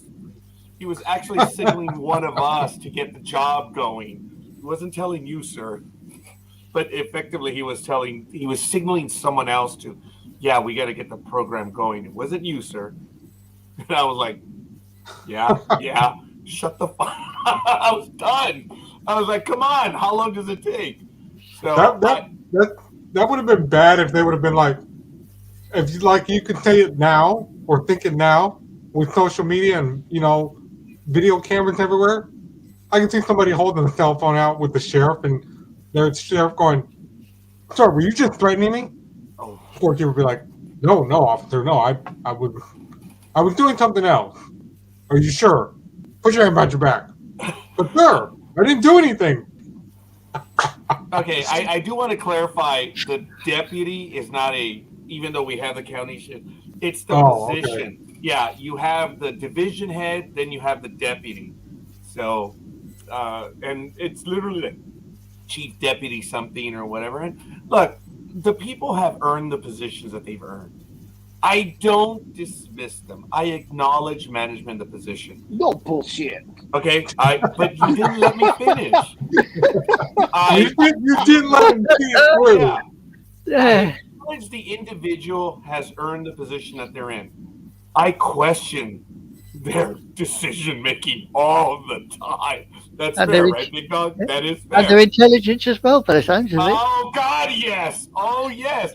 Whenever there was a huge conference room, I was notorious. Whenever there was a division or group, as soon as the deputy or assistant deputy director would say, "Okay, any questions?" Shit, I was the first one that had my hand in the air, and my manager was like, "Oh shit, here we go." But unfortunately, Roger was that guy. Yeah, have you noticed? There's always one, as they say over here. There's always one. I was that guy. I am that guy. We all want to get out of that goddamn meeting. There's that one guy that got to ask the question. No. We had one about 3-4 days ago in work. We're all in this little room, and it's getting rather hot, and everybody's getting rather obnoxious. And the boss said, "Any questions?" Everybody was quiet. One little guy. Okay. I could have hit him with something solid had there been something around. Okay, I was accused of that one time where I extended a meeting and I learned my lesson. This is when the meeting is in, when you're the back and forth.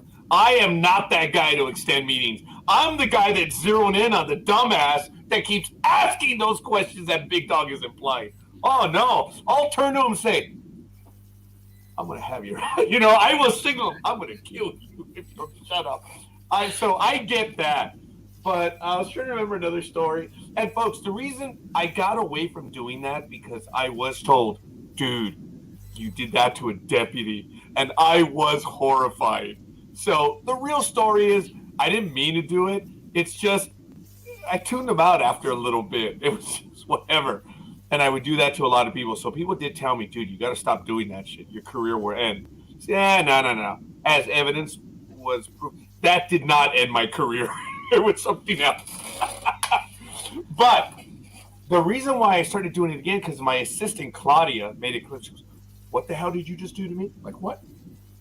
Because obviously I did it to her. I was like, "Hurry this shit up. Come on." And she said, "What did you do?" And I was like, "Oh my God, I'm doing it again." And the reason why I started doing it again is because of internet connectivity issues. And the program I was using, I would literally sit here like, "Okay, come on, hurry up. So I've gone back to that bad habit. So I apologize to everyone. I'm still going to do it. F you guys. It means what it means. No apologies. Hey. But if I were to do that today, yeah. And really it's like this. I'm in a conversation and it's so subtle where the person's talking to me and I'm like right here. Like, come on, hurry that shit up. It's not in their faces like down here. Like, come on, hurry that shit up. You're boring me. So, and I always was smart enough to know when to use it and when not to, but I just I made the mistake of doing it to a very high up individual. It did not end my career because management covered for me. I think Big Dog's gone to sleep. No, he's No, actually I'm reading the looking. next story. Yes. Very good. Yep. All right. Before we go any further, Speedy, we're going to get to you and then Anime Girl. So, Speedy, if you have any stories, ladies and gentlemen, this is Sports Talk with the Guys, home of the Monday Morning Quarterbacks on Saturday. And it is March 25th, 2023 at 7:35 a.m. Pacific time. And it is absolutely, hey, we are, oh, I did get a message to Almighty, and it is a weather-related incident. The neighborhood has lost power. So I do apologize on behalf of Almighty. We miss him. I did send him a message. Dude, we lose you? He's like, I lost power, scorekeeper. Don't be a dumbass. Okay, well, I'm sorry. I was concerned and lonely. So Hang on, you've got 3 other people here, and you. I was going to say that. I'm sorry I reached out to him. I know I'm sat in a corner, but you don't have to ignore me. I'm here. Oh, Right, ever so hard. Wow, now I've been accused of ignoring myself. No, but it would be nice, Anime Girl, if we could wrap this shit up. No, Oh, just yeah. kidding. Just kidding. Oh my God. All kidding aside. As we say over here in Britain, I went fishing, and guess what I caught? You. Oh, very Oh, good. that's a good one. Yeah, I like that. Someone told me an old joke the other day where they said, well, remember the old line? When you really want to assault someone, you say, oh, I didn't know they piled it. No, they say, how tall are you? And then you give your height. They say, oh, I didn't know they piled it that high. I was like, ooh, I forgot about that joke. I like that one. That one died with us in the 80s and 90s, huh, Big Dog? Yep. Yeah, we I'm still sorry, Big use Dog. it. We still use it over here. Yeah, well, you guys, the grace that the Brits have is beyond the pale. But speaking of beyond the pale and mustaches that need to be trimmed, and well, actually, it'll never happen with him because it takes him like 3 years to grow something. So It's we a did get shadow. another like. Oh, we got a It's a like from shadow. someone by the name of Piotr Gama. Yeah, there it is. And Oh, Gridiron there you Girl and Aisha and Jay. Thank you for the likes. We really need them in the morning. Speedy, let's go to you. And then Anime Girl, if you have another story, we'll go to you then Oh, thereafter. no, it's you next. It's She's going you. to skip herself and go to you. Okay. I think, yeah. But very quickly, though, I just have to add one thing. Scorekeeper would be the guy in our meetings where it'd be like, any questions at all? If you answer, you'll get a $50 Starbucks gift card right now. See, I told you. Yeah. When But do I how get about my gift card, Speedy? When do I get my gift card? how about Monday? Did anybody see this? Did anybody hear about this? About the World Cup of baseball, where Shohei Ohtani mentally before Team Japan won the Baseball Classic title, he said, "Let's stop admiring them." He was talking about Team USA through an interpreter. You can't surpass them. We came here to surpass them, to reach the top for one day. Let's throw away our admiration for them and think only about winning. And then I see what he was talking about through YouTube because they came back to win the game. And Team USA was like, well, it was a good game, good series. We'll try again next year. Yeah, look, Shohei Ohtani. Okay, first of all, Oh, congratulations that's how you to pronounce it. Japan. Okay, I pronounced it wrong. No, brother, I wasn't correcting you. I please don't take it as such. Coffee had a comment earlier about the World Baseball Cup, and it's either you like it or you don't. So I will acknowledge that comment. Sorry, Coffee. There's so many comments ever since then, but it is beyond refreshing. Thank you, Gridiron Girl. Yeah, folks, there's a lot to like and very little to dislike. That attitude by Shohei Ohtani and the Japanese team, they came back against Mexico in the bottom of the ninth to, beat them. Mexico had it in hand, had it in hand. They were beating them up all game, and Japan did not give up. Congratulations to them. The Americans were winning that last game, and Japan came back to win. That team, Japan, you can put it to rest, folks. Japanese players, because as many people in the baseball world know, I don't know if my audience does know this right here, Japanese baseball is, but that's the Nippon League. That's Japanese baseball. They don't play to our level. Well, I think we can put that to rest. Japan has won 3 out of the 4 World Baseball Cups, and they've done it convincingly. And a lot of their players have come over here, and not only have they played well, but they have delivered exciting moments. I, as a player, didn't like the way Shohei Ohtani celebrated at the end of the game. But I don't think many people did. But that's me being a loser. Times What are did he, changing. what did he do? Because I never saw it. Oh, he threw his cap in the air. He was, he was doing what a lot of players not too long ago would call bush league. But you know what? He was showing emotion. He won. He did it for Japan. You have to measure what it is. Throughout the entire game, professional, respectful. When he won, he was exuberant. And good for him. Yeah. But my first reaction was, all right, you little shit. We'll see when we play you again. But you have to measure. Gridiron Girl, it was exciting. It was terribly exciting. And you have to understand, Shohei probably broke one of the older rules for the older guys. But in today's theme, they're showing emotion, and his measured emotion was when the game was over. If you're going to celebrate, gosh darn it, that's the time to celebrate. And Normally, why? Japanese are reserved, though, aren't they? They don't normally show Yes. emotion in Japanese. They're very, Exactly. they step back. They're very reserved. To get Yeah. to show emotion really means something. Yes, culturally, yeah. So good for them. I don't have any bad blood for them. The Japanese baseball, folks, is a reverential way of playing the game, but it's still the game. We have it in common. And the Japanese have established they play some damn good baseball. Not only do they play damn good baseball, they have marvelous talent. And kudos to them. Gridiron Girl, I thank you for those comments. The games were exciting.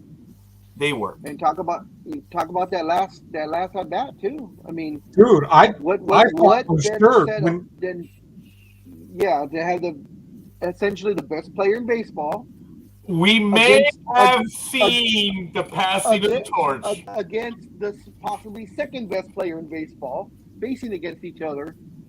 And of course, Trout struck out. And what made it so surprising or exciting about that is Trout has not struck out swinging, or the numbers are astonishing. In something like 900 at bats or whatever the at bats were, he's only struck out swinging or taking a third strike the way he did, or no, he struck out swinging. Correct, scorekeeper? Yeah, he did. He struck out swinging for only, I think they said only 24 times in like 900 at bats. So this guy does not strike out, and Ohtani got him. I mean, and it was crazy. And it was a damn good pitch. It was an 80-some Yeah. mile-an-hour slider. Yeah, that he fooled faded. he fooled I mean, him. it was a good pitch, folks.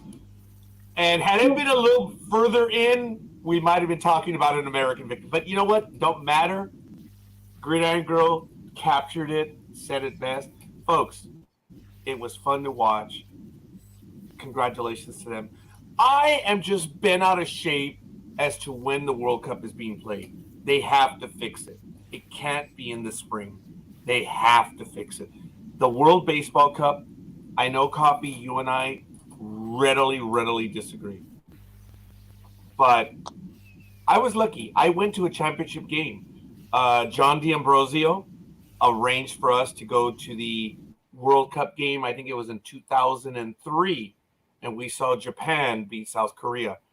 and one of my favorite players was there, and Ichiro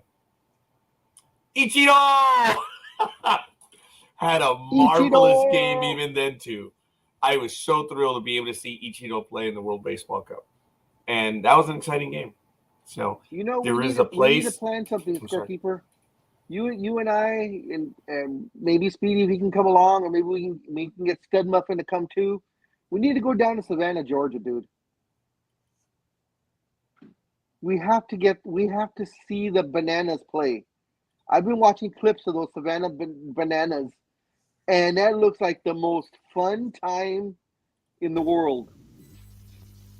I think it's Savannah, Georgia. I believe it's Savannah. Something you Bananas. look up Savannah, and it goes to Bananas Baseball. Is that them? Yes, it is. It is a experience. Check out some of their videos. I mean, you probably as a purist would hate it because they do a lot of routines where they dance and they sing and they play music. Like they'll play YMCA in the middle of the game, and everybody's in it. So okay, what do you mean in the middle of the game? Do you mean in the half innings and stuff? No, during the game, in between pitches, they'll break out the dance routine, and then pitch the ball, and the batter's there waiting for it, and the batter dancing with them, swiveling his hips, going with the music, and then they throw the pitch, and then either swings or misses. Okay, but it's an experience. I think I've seen that, and yes, I was. Yeah, that's what I figured. As a purist, you'd probably hate it. Well, when if it is what I've seen, the pitcher goes into the whole dance and everything. I'm like, balk! Oh, balk! What the hell? Another balk! I mean, what the hell's going on? So I get it. Yeah. Yeah. I'm with you, Sonia. I ain't got a clue what they're talking about, and is it safe? It's the Savannah Bananas. If you look up Savannah, it almost automatically fills in the word bananas. They're a minor league team. I don't believe I believe it's an independent league that they're in, because I don't think they're affiliated with any team. But I saw a short thing on the owners. Oh, Savannah Bananas. I get it. You get it now? Oh, bullshit, Speedy. Bullshit. You're not going to tell me that you got it before I did. Don't you even. But the thing about the Monday night that surprised not just me, I think it surprised everybody. Oh, really? I was like, he's going to miss and he's going to have to swing again. Because that's what we do here in American baseball, right? Major League Baseball has put the game in perspective to where you go, the guy's going to miss and he's going to have to swing again. Then he's going to tell the umpire, give me time, give me time. He got that on the first pitch. And the announcer's like, oh my God, it's off the wall. Japan won. What are you talking about? Wow. He was talking about the game. It's the Savannah Bananas, because that's what we're on. Or he's talking about the World Baseball Cup. Oh, he's talking about the World Baseball Cup. I'm going back to the World Baseball Cup. So okay. That's what got us. Sorry. But if you want to go back to the Savannah Banana thing, go ahead. Well, actually, Speedy, we hadn't left just yet. Right. we were still kind of on it. But that's all right, Speedy. We'll get back to it right now. Coffee did say that if a fan catches a foul ball, the batter's out. Yeah, I have to look into that one. But who knows? Like I said, it's crazy rules. As you can tell, you went crazy because you saw 4 balks in with one batter. Big Dog, it literally was with every step you make. That's a song. It was just, and that's fine. If there are rules that both teams play by, I suppose. I've seen the video, but when I saw them break into the routine, I'm like, oh, what the hell is this shit? So I don't, I'm not going to say no. It's minor league ball. All I'm going by is what everybody has been talking about, because it's been showing up on my IG stuff, and I guess fans are just going crazy. It's the guy that bought the team, and he switched it to this type of game. It's him and his wife. They run everything themselves. They put their entire livelihood into this, and it took them about a season or two, but now every single game is a sellout. You know, of I think 6,500 fit in the stadium, and every single game just sells out. So they changed it to what I guess people wanted, and people just enjoy it. They have a good time. Well, if it works, it works. Yeah, and you know, kudos to the husband and wife. You know that they bought this minor league team, you know, with all their money, and they were losing money.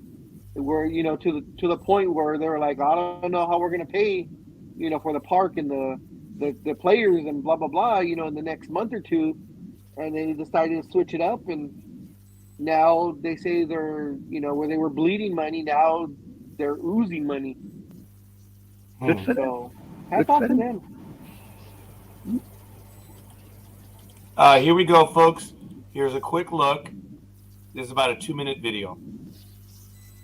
Got a chance to get Jackson Olsen at the plate, who has come up lame. Oh, no. Wow. It looks like he might be hurt. No!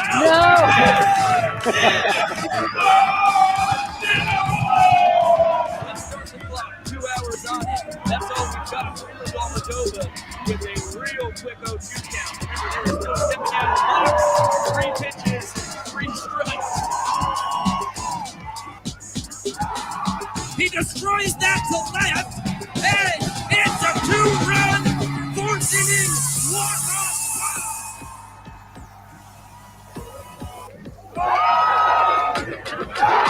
That's a single up the middle from Dalton Malden.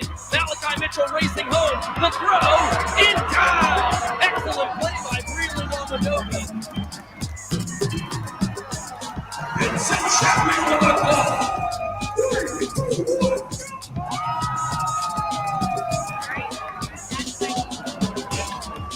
And that is a liner into center field, and miracles do indeed happen, folks. Teston coming on in, and all 9 guys in the field for the Bananas hit the ground. That one's back up the middle. It's a base hit. Johnny Gomes racing around third. The throw comes in from Breland Almadova. It's offline, and the Bananas are going to win the 7th inning and take a 3-1 lead in the all-important. Well, the Harlem Globetrotters exist in Major League Baseball, so look, it's all good if it works. It's an independent league. Some of the plays there were excellent defensively, so it's up to you. It's a circus atmosphere. I don't want to dismiss it. It looks good, looks exciting. This is a bit banana. It is a bit banana. Maybe if you would have put bananas, it would have been apropos. But Not impressed, are you, Roger? I thought the umpire was funny. Look, when I saw the individual on the high stakes, I was like, okay, it's obviously a circus. On that moment, it could have been them messing around and stuff, whatever. But, you know, as long as they played the game, I would be okay with it. I'm not going to be done in by one person, but yeah, I did roll my eyes when the person was on those. Yeah, lines. that was a little much for me too on the stilts. Yeah, that was a little much for On me the too. stilts. Thank you. I'm not going to dismiss it, folks. If they, you know, good story. If you're entertaining the fans, you know what the product is. Who gives a rat's ass?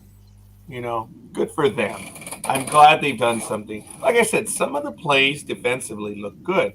I think they were hot dogging a little bit. It's not big time. something that I would do myself, but, you know, hey, it is what it is. And Coffee did give us a link, folks. There it is, on Rules of the Game, Savannah Bananas Baseball. So, all right, you guys can check that out. All right, here we go. Well, it's 7:54 a.m. here on Sports Talk with the Guys, home of the Monday Morning Quarterbacks on Saturday. Speedy, let's go back to you, and then we go over to Anime Girl. She has a story. You wanted to go back to the World Baseball Cup? Congratulations to Japan. Yeah, congratulations, exciting game. But you know, before we get to the next piece of business, the first piece of business, you guys of course remember Kid Zombie, right? From the show that we Yeah, I took a saw that. picture with. Yeah. Sorry. I was completely surprised by that. Totally shocked. I came home on Sunday and I had lunch and I was like, I'm gonna take a nap and I'll go out and get dinner or something later. I'll go out to eat. I was thinking about going to Applebee's or something, but I got woken up by my phone because everybody was like, you know, we appreciate. Well, actually, I got a message first from his ex, and she said, "Well, thank you for letting me know that you wish him well." Because at 11 o'clock in the morning, he got rushed to the ER, and then she comes back with, "He just passed away." I go, "What?" And then everybody else started texting me too. Yeah, he's gone, man. I'm like, how did that happen? How old was Matt? Do you know? 50 in his mid-50s? Somewhere in there. And his ex told me on Monday, and she posted it too so everybody else could know, that apparently he didn't know, just like I didn't know about the seizure that I started developing, that he had heart failure. He thought he was just rushing to the hospital because of some elaborate emergency. So that was, man, I'm gonna miss him. It was funny, and it's funny too because at the very first APW show that I went to, he goes, "Hey man, how you doing? What's up?" And he got all his independent signs. The only guy that actually carries signs to independent shows for all the talent, and they appreciate that so much. And he was like, were you excited for that from the last show?" And I was like, going back to comparisons, I don't know who people think I am. And I was like, I don't know who you're talking about, but this is my first time here. I've never been here before. My friends told me to check out this garage and see what this show's all about. He's like, "Oh, I'm sorry. I thought you were somebody else." I was like, and then, came the night for Halloween Hell in 2017. Me and him sat together, and, people have it, on video and stuff, and I'm sure you can hear some of it. And we're both actually calling the show for Halloween Hell for APW, and we didn't know what was going to happen. We have no clue of what, they put together. And we actually called everything that led up to the main event.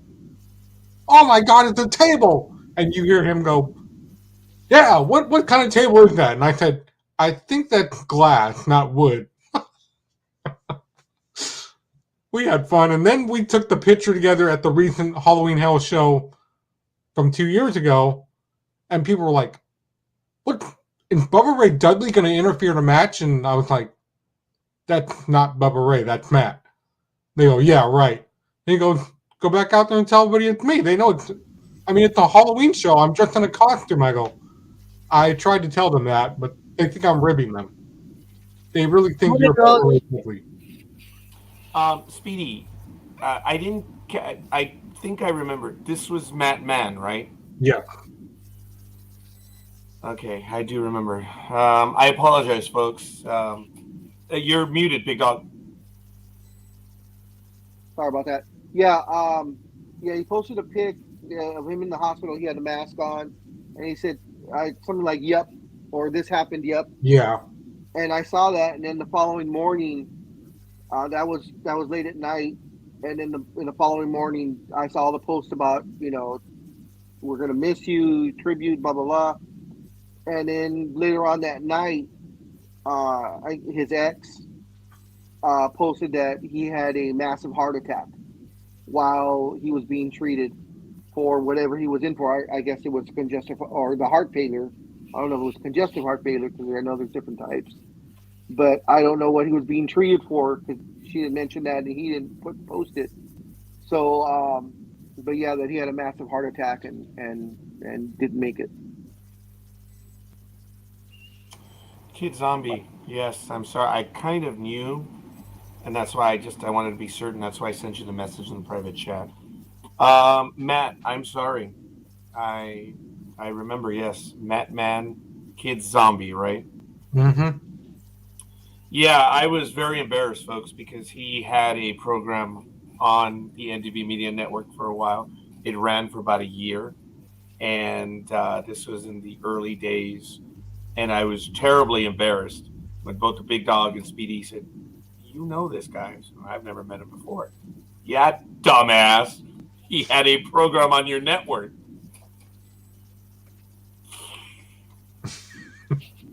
So at least I got it right this time. Yeah. I'm glad we met him.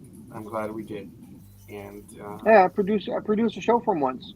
you did. Yeah. That's right. Yeah, you did. you guys were in a bind, and you asked if I could do it because he didn't have anybody, and it was his interview with Brian Cage. Yep. Good guy. He said I know he was having a rough time this last year and a half or so, but he seemed to be working through it. You know, How old was he? I would say early 50s, early to mid 50s. Yeah, somewhere in there. I think, yeah, he and I were close in age. I don't know his actual age, but I thought he was in his early 50s as well. That's a shame. Kid Zombie. Yeah. So I'm sorry, Matthew, but I thank you for sharing that with us. Yeah, if you go to his page, there's quite a bit of activity on there. yeah, a lot. I don't know if I have that picture readily available right now. Do you, by chance, Speedy, have it? Because all four of us were in that picture, which was a good It picture. was a really good picture of us. Big Dog, do you have that one? It's all right. I'm sure. That one I don't have. Then Speedy may have sent it to me, so I apologize. I'm gonna see if I can find it myself. But anyway, folks, I'm sorry. We're caught up a little bit. There was a loss in the family right now, so I do apologize. Matthew, thank you for sharing that and letting us know. Damn. Yeah. Well, Yeah. you do that. Yeah, exactly. What was that? He was a good guy. No, he was just saying, damn, I'm just saying exactly. I mean, you're lost for words when someone, leaves you, us, suddenly, you're not expecting it. So it's tough. He was a good guy. He was funny too. He was really funny. He was sharp. There's no doubt about that. Yeah. So And he's the one that actually started the whole with Rick Luxury. That was one of the other things that impressed me about him. He was like, "Hey, Rick," and everybody behind me was like, "You suck," and that became a thing for Rick Luxury, and Rick Luxury appreciated it. Bye, Aisha. no, she's No, saying hi. I was saying hi to Roz. Oh, okay. I'm Morning, sorry, Ron. Speedy. You're not getting rid of me yet, Speedy. Maybe later, but not now. Nice try. But yeah, that became a thing for our own Rick Luxury, where it just became a staple where he would go, "Hey, Rick," so that way everybody else could chant, "You suck," and then Rick would act in his heel format and go, "No, I don't suck. All of you suck," and stuff like that. And It is cool when the fans, in this case Matt, contribute to a routine. It's really neat when that happens. And it will continue on. Sometimes it just happens. It's that kinetic thing. And it was good. He was a good guy. I know he had some difficulty in the last few years. And, well, I just hope he's resting now and doing better. So that's a shame. Yeah. I'm sorry he passed away. Ladies and gentlemen, we are referring to Matt Mann, Kid Zombie, well known in the wrestling community. His love and passion for wrestling, there's no doubt. It was a lot to like. His passion was genuine. It was real. Yeah, it's a shame that he had the medical difficulties that he did at the end. Yeah. Well, like I said, I'm going to move us along as much as that hurt. But speaking of hurt, I know you guys would feel bad about this. I know I would too. The Undertaker has now refused to sign for autographs when he's with his family, who, by the way, Undertaker, happy birthday, he just turned 58. But how would you guys feel if all of us were famous athletes or famous musicians, whatever, and you're with your family and people go, hey, big dog, you're famous, right? Can I have your autograph? But let's say you're eating with your family. You say I'm with my family, right? But I want your autograph. You're famous. You owe me an autograph. Nope. I would be inclined to tell them to, as I commonly say, Foxtrot Oscar. That's a good way to put it. Yeah. Sorry. Oh, I would, if I'm eating and I'm with the family, I would say, sorry, Foxtrot Oscar, later. Wouldn't you? Yeah, I don't blame him. I mean, he's with his family. He has his personal time. I mean, and I'm pretty sure that there has been fans, so-called fans, that have come up and been exactly the way Speedy is. No, I want an autograph, and he probably politely would say, hey, I'm with my family. Maybe after I'm done. Yeah. Which is what most people say. But and those fans get belligerent, so he probably just finally said, "That's it, enough for you taking from my personal time." So no autographs, period. I can't blame him. No, I can't. If you're okay, this goes to anyone out there, whether it's sports, celebrities, musicians, whatever. If you see a famous person that you are a fan of, and they are in a restaurant, and they are with family or friends, or they're with a group of people. Two things, people. You either get them right when you see them and ask politely if they can give you an autograph, either now or after their meal is done, or you just wait till they're completely done and getting ready to leave, and that's when you walk up to them. That's what I did when I was in Vegas for a wrestling show, and myself and my buddy Jay, we sat down in a bar, and all of a sudden, AJ Styles, Samoa Joe, Moose, Christopher Daniels, and a couple of other wrestlers all sat down in the same bar we were in, but on the other side. So, of course, I was excited because a lot of the guys, Christopher Daniels, Samoa Joe, and AJ Styles, I love those guys. So we sat there and we waited for them. They had their fun. They sat there for an hour. We had just gotten there also. Got there about maybe 5 minutes before them. So we had our drinks. We were bullshitting.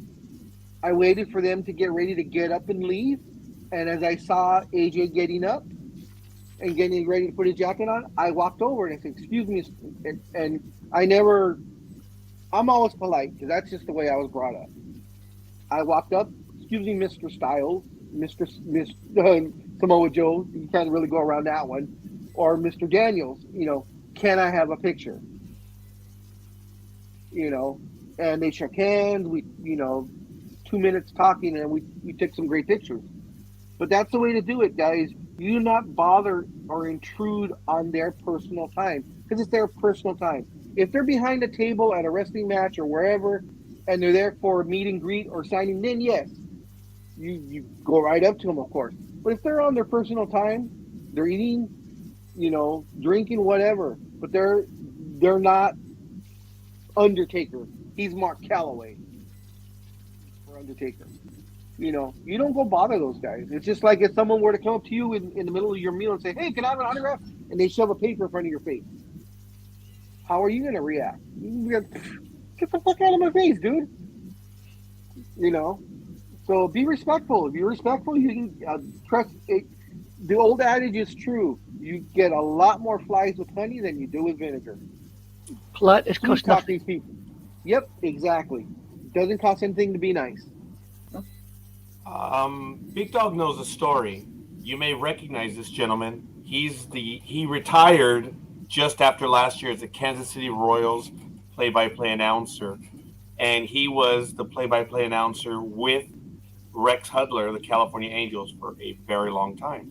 His name was Steve Physiok, and the year was 1999. The Angels weren't doing very well, and the game was over. They came from behind to win the game, and I was with my wife and my two daughters, and we were on our way to the baseball store. Angel Stadium was already almost completely closed. And we walk in, and my jaw drops to the Angel store. And for those of you that have been there, the Angel store is actually a very nice store, but that's neither here nor there. It really is. It's really cool. We walk in, and my jaw drops. Steve Physiok is there, and he's there with 3 other people. You have to clearly assume it's his wife. And even then, God damn it, his 2 Amazonian kids. Oh, my God. They were tall. I think they were taller than I, and they were probably just on the cusp of high school.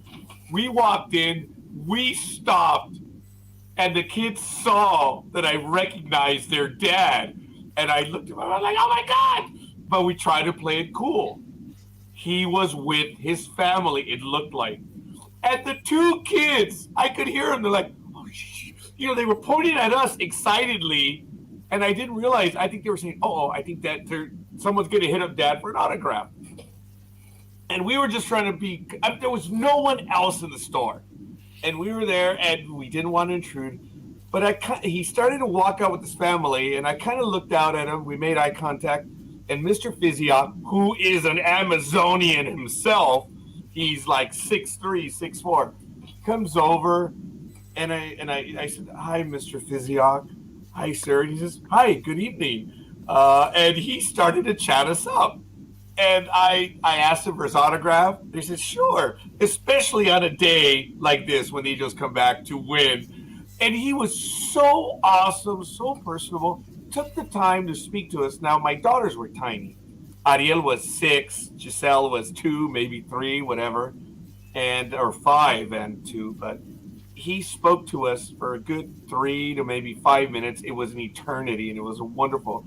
He was so genteel, but I'll never forget his kids in the back. They were like, oh, my God, Dad, someone's going to hit up Dad for an autograph. It was funny. And I think they even told him, Dad, someone's going to, and he came right over to us, and he spoke to us, and he was very professional. I did not intrude, didn't go up to them, and I appreciate what Big Dog said. I kept my distance. In my mind, he was with his family. And I was like, maybe I'll hit him up as he's walking by. And sure, he didn't walk by. He came straight up to us. And he's cool. I had no idea he had 40. Mind your own business, Siri. He had a 43-year broadcasting career. Wow. I like Steve Physiok. Yes. What do you think about this comment? Yes. But notice at the very bottom, Jay said it. Yes. You do the autograph. He was generalizing if you're famous, but in my opinion, if he does it politely. I agree. Look, but when you're in a family, you're at a restaurant, you're at this, come on, leave them the F alone. You have to. If they're out in public, all's fair in love and war, you can recognize it, but you've got to be polite. You can't go straight up to them. You got to kind of, I'm not saying you're a hunter and they're a prey, but there's a way of getting an autograph, right, Big Dog? Oh, yeah. It's called personal space. Everybody's entitled to personal space. Doesn't matter who they are. I think the fans now, and I'm sure Big Dog will agree with me on this, is that people are starting to go back to the way things were because, in the mid-'90s, people would go to, they would go to the mall and they would be like, oh, hey, is that Diamond Dallas Page? Hey, Diamond Dallas Page, over here. We need your autograph. Oh, yeah. I've seen that shit. I know what you're talking about, Speedy. Mm-hmm. Big Dog and I have seen that. You don't do... That's where it irritates the person because they're not a person anymore. They're an it or a thing, the way you say They're that. a piece of meat. Yeah. Mm-hmm. And Anime Girl said, it's space, but it's also treating them as human beings. Look, they get a lot of shit from the fans during the game, and they don't know who's coming up to them. And I've seen them. They get told a lot of stuff to their face, and they're weary. So you've got to be cool about it.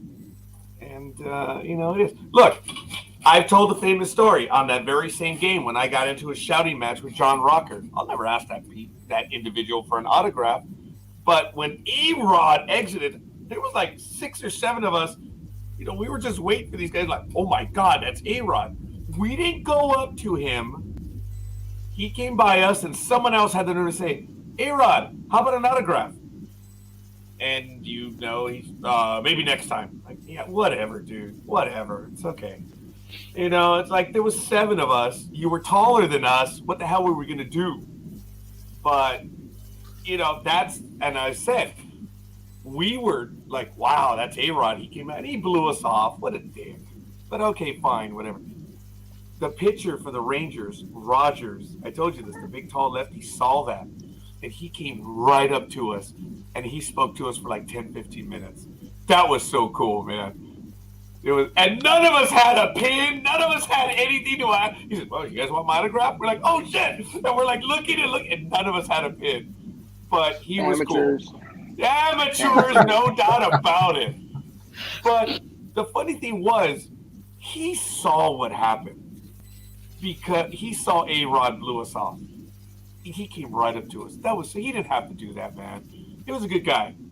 It was a good guy. I was not happy in 1996. He got lit up as a Yankee in the World Series and the playoffs, but he was a good guy. He was a big, tall lefty. He was a good guy. And kindness goes a long way. And yeah, because it would be like, let's say if Joe Namath was around, and I would be like at the mall and going, oh, Joe Namath, hey, I know you're on the other side of the food court, but come over here. I need your autograph right now. Yeah. What kind of stuff is that? Come on, people. Like Anime Girl said, have respect. Go both ways, and you just might not piss people off. I don't know.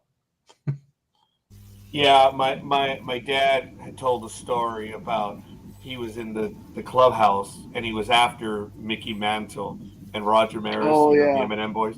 I told Big Dog a story. And one of the Yankee players came up to him and he said, oh, would you like my autograph? He said, I don't want yours. I want theirs. And my dad told a story. He was an idiot. He acknowledged it. And I found out which player it was because he passed away here in Los Angeles. And I remember my dad telling me that story. He was such a fool.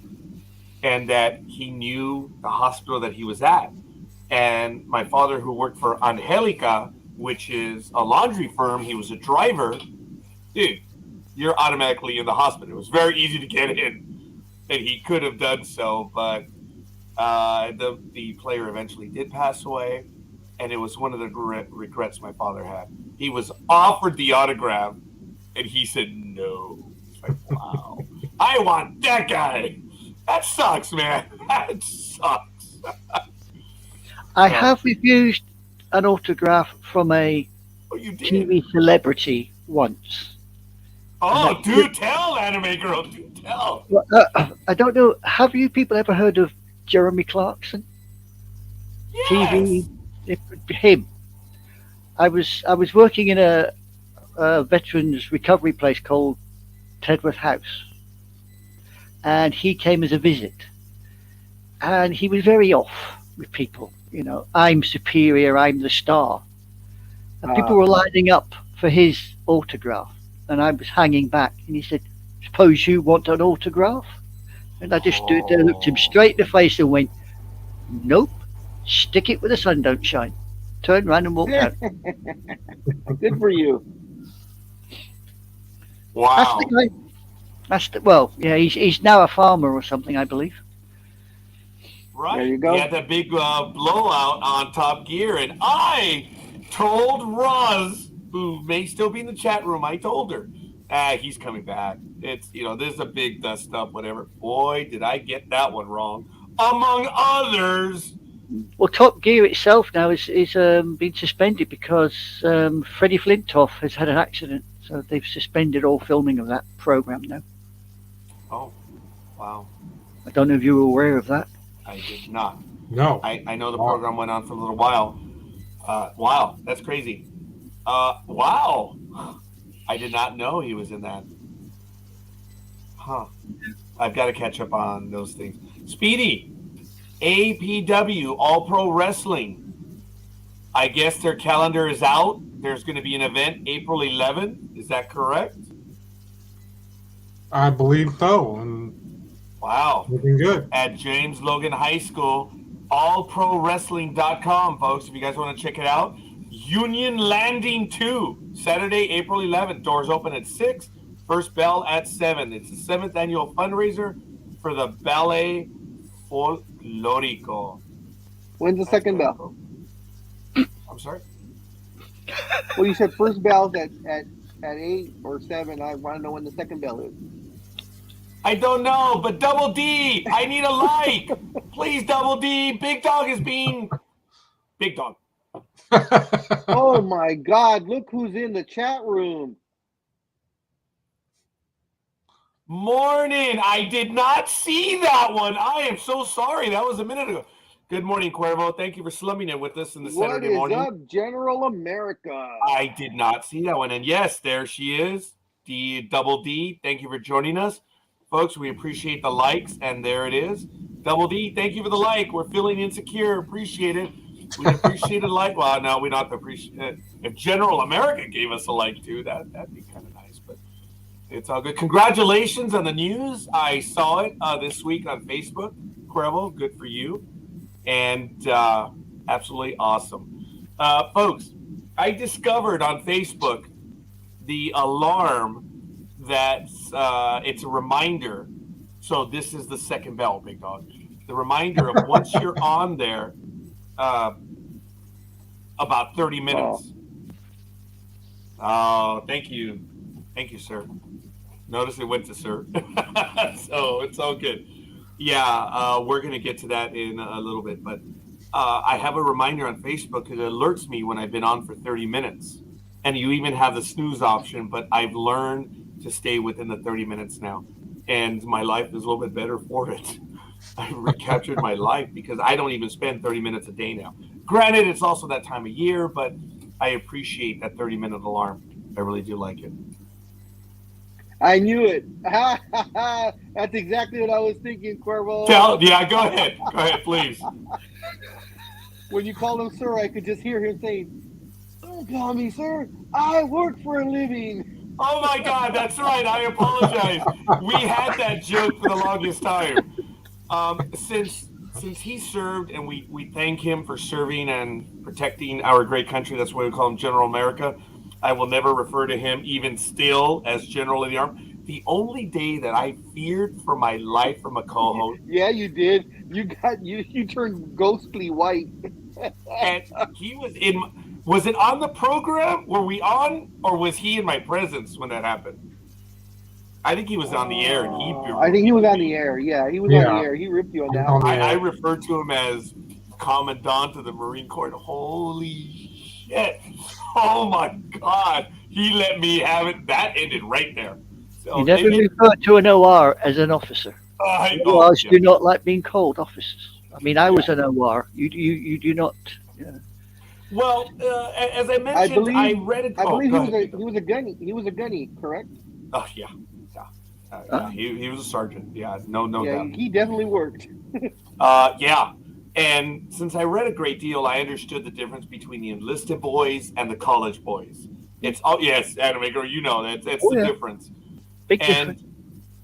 I got that from a novel and reading history norms. God! That might have been when you did it. Yeah, it might have been when you said that. Okay. Oh, I thought it was on air. Thank God. So he was in my presence. Yeah, that was not good. I did turn ghostly white up big time because he raved it. Immediately, he was like, "No." Folks, Cuervo had talked about joining us, and he's joined us, I think, at least twice. And his line was, scorekeeper. I'll be there. We'll do breakfast. Just it has to be huevos rancheros. So I was always hard pressed to find a good place for huevos rancheros. So whenever you see that I have a plate of huevos rancheros, I usually tag Cuervo just because it was a bit of an inside joke that we had. Whenever I post huevos rancheros, I almost always tag Cuervo on it just because. It was fun when we had Cuervo visit with us. And hey, Cuervo, yeah, that's right. Yes, and I do. Whenever I have huevos rancheros, I still take Cuervo to the day. So that's cool. Ladies and gentlemen, this is Sports Talk with the Guys, home of the Monday Morning Quarterbacks on Saturday. Hey, it is what it is, folks. If you want to join us, here's the link. You can join us live, always. The invite is in the chat room, so you're always more than welcome to join us. But yes, baseball season is coming up. It is a holy day of obligation on Thursday. I think Big Dog and I are going to meet somewhere. We got to talk about it now, Big Dog, on Thursday, because baseball starts at 10 a.m. Pacific time. Then you have the 1 o'clock game. Then you have the 4 o'clock game. And then you have the 7 o'clock game. It is nirvana, folks. Gridiron Girl, she talked about joining us as well. So we're probably going to be at Applebee's on Thursday. And who are the Monte Giants? Vista. I mean, who are the Yankees playing the first game of the year? Yeah, you just gave it away, right? Yeah, I know. I blew Los it. Gigantes! So, yeah, we did. It might have been 3 times, which was really cool. Yeah. And we thank you, Cuervo, for being able to join us. Cuervo, Canyon Lake in Lake Elsinore. It's our future place, dude. So actually, we're going to be a lot closer, Cuervo. So who knows? Maybe we could have him visit with us. Dude, that'll be funny. Big Dog, you're in Riverside. I'm in Canyon Lake, and Cuervo is in the posh neighborhood that he lives in. But Cuervo's earned it. He's worked at it. So where's Speedy? Is he in the stalls? You know, the No, back I and beyond? told you a couple weeks ago, we're 5 hours away from each other. I was referring to the fact that he said that, you know, Cuervo's in the posh place and he's in such. I thought where they intimating that you are, you know. Speedy's in a beautiful part of the Bay Area called San Leandro. He's in a nice part of the Bay Area. I, on the other hand, am in hell. Pomona, California. So. Well, you got to remember, I'm on the famous East 14th Street, directly next door to Oakland, California, where a lot of craziness happens. And actually, yeah, Cuervo, you might be a little bit behind. Big Dog is back. Yeah, I've been back for a while. Taking care. Yeah, back for a little bit. So I just think that's cool. Geographically speaking, it's Riverside, then Canyon Lake, and then it's where Cuervo is. It's kind of cool. We're actually going to be super close to each other, relatively speaking. Cuervo's like, okay, so he's in Here we Winchester, which is what's that? No, I was like, I'm saying, hey, we're going to be close again, and Cuervo's like, oh shit, Yeah, I got a stretch of water between us. I believe Winchester is what, east of Temecula, if I'm not mistaken. Yeah, dude. Actually, oh my God, we would probably be within. Cuervo and I would probably be within 15 minutes of each other. That's crazy. Yeah, you're right. It's Menifee, just east of Menifee. Yeah. Holy crap. Who knows? We might be able to get Cuervo to join us a little bit. Yeah, right next to Hemet. That's kind of right cool. next to him, yeah. Yep. Yeah. I have a Winchester next to me over here, you know. Yes, indeed. Ladies and gentlemen, the old man needs a few moments. I'm going to go ahead and it's not necessarily that I need a refill, but I need a few moments. It's that time of year, so I'm drinking quite a bit. I'm going to be back in about 3 or 4 minutes. I asked the Big Dog to assume command of the program. Mr. Big Dog, you have the con. I'll be back shortly. Sure.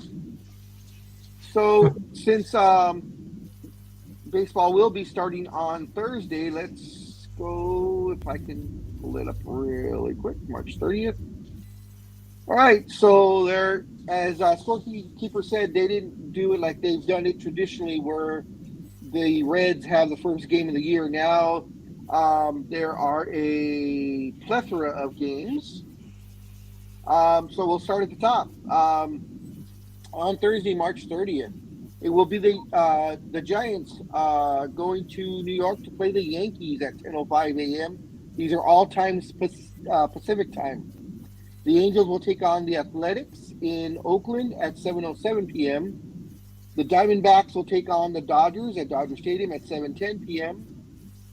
The Nationals host the Braves at 10:05 in the morning.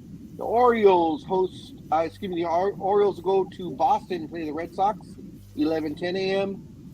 The Brewers are going to Chicago and they're playing Cuervo's Cubs at 11:20 a.m. Excuse me, big dog. I gotta go. Somebody at my front door. Sorry. Okay. Her Amazon package is showing up. Yeah. The Tigers take on the Rays in Tampa Bay at 12:10 p.m. The Phillies take on the Rangers in Texas at 1:05 p.m. That is on ESPN. The Twins take on the Royals in Kansas City at 1:10 p.m. The Mets take on the Marlins at 1:10 p.m. The Pirates take on scorekeeper's second favorite team, the Cincinnati Reds, at 1:10 p.m. The Blue Jays take on the Cardinals in St. Louis at 1:10. The Rockies go down to San Diego and play the Padres at 1:10. The White Sox take on the Assholes in Houston at 4 o'clock. That is on ESPN. And the Guardians take on the Mariners in Seattle at 7:10 p.m. Yeah, go Cubs. How are they going to do this year, Mr. Cuervo? What's your outlook on the Cubs? Because my outlook on the Angels, on paper, once again, they should be one hell of a team, but probably they're going to go like they've been every single year for the last 5, 6, 7 years. So we shall see on that one. Interesting coffee. Interesting. That's what I have. So maybe I'll check that out. Oh, okay. That's pretty cool. Yeah, it is. How are your Giants going to do this year? Tough to say. We're making changes and doing what we have to do, and hopefully we get another World Series. Maybe. When was You your think last World Series? like 2012? Yeah, that's what I was about to say, about 2012. That's not too Yeah. bad. It's only been about 10 years. Yeah, I mean, considering. a decade. Uh-oh. Calvin's What? putting his 2 cents in. Yeah, like always. Like always, yeah. Well, hopefully not like always. He says they won't compete. So hopefully it's not like always. You want them competing. Yeah, we need them competing, we need them winning. But how about that? I don't know how, if you saw it or if scorekeeper saw it, but I sent out a video to Indie Media about the new rule changes for Major League Baseball, and that was I didn't click on it. I saw it late last night, but I was going to, and then I got busy with something else. But since the guru of baseball is back, yeah. maybe he could tell us all the new rule changes this year. Oh, for Major League Baseball, yeah, there's some significant ones. Someone sent me a video. I think it was probably That was me. That was a little bit of a funny video. But folks, forgive me a moment. I'm sorry, my shoelaces. When I walked back, I tripped on them, so I'm sorry. Yeah, the primary Major League Baseball rule changes are this. You have the pitch clock, which, okay. I'll actually talk about the pitch clock in a moment because I did have an article for it, and I do. Let me see. Okay, Major League Baseball makes a controversial decision on the stuff. So here we go. The commissioner of baseball is a moron, okay? Just a flat-out moron. Yeah, you notice how he does speak. I'm placing the article in the chat room for those of you that would like to see it. But here we go. The mandates are still in effect, but here we go. The league will continue with the parameters of pitch clock that players have been using all spring, including 15 seconds with the bases empty and 20 seconds with runners on base. Hitters must be alert, and everyone is talking about what some pitchers have been doing, because right now the blogosphere is saying, oh my God, the pitchers are, contravening, or I forget the phrase, they're manipulating the rules. They haven't used the word loophole yet, and I'm waiting for the dumbasses to do so, but they're talking about how they're, for lack of a better word, they're manipulating them. It's like, no, they're using the rules. There's no manipulation. They pay attention. They study. Folks, that's what you do. But there was a change to the rules, but okay, fine. As I mentioned, 20 seconds with runners on base, and 15 seconds when the bases are empty, and hitters must be alert in the batter box with 8 seconds remaining because of what is happening. There's a rule in baseball against a quick pitch. There's an actual rule that says, you get the pitch back, you cannot just immediately deliver it again.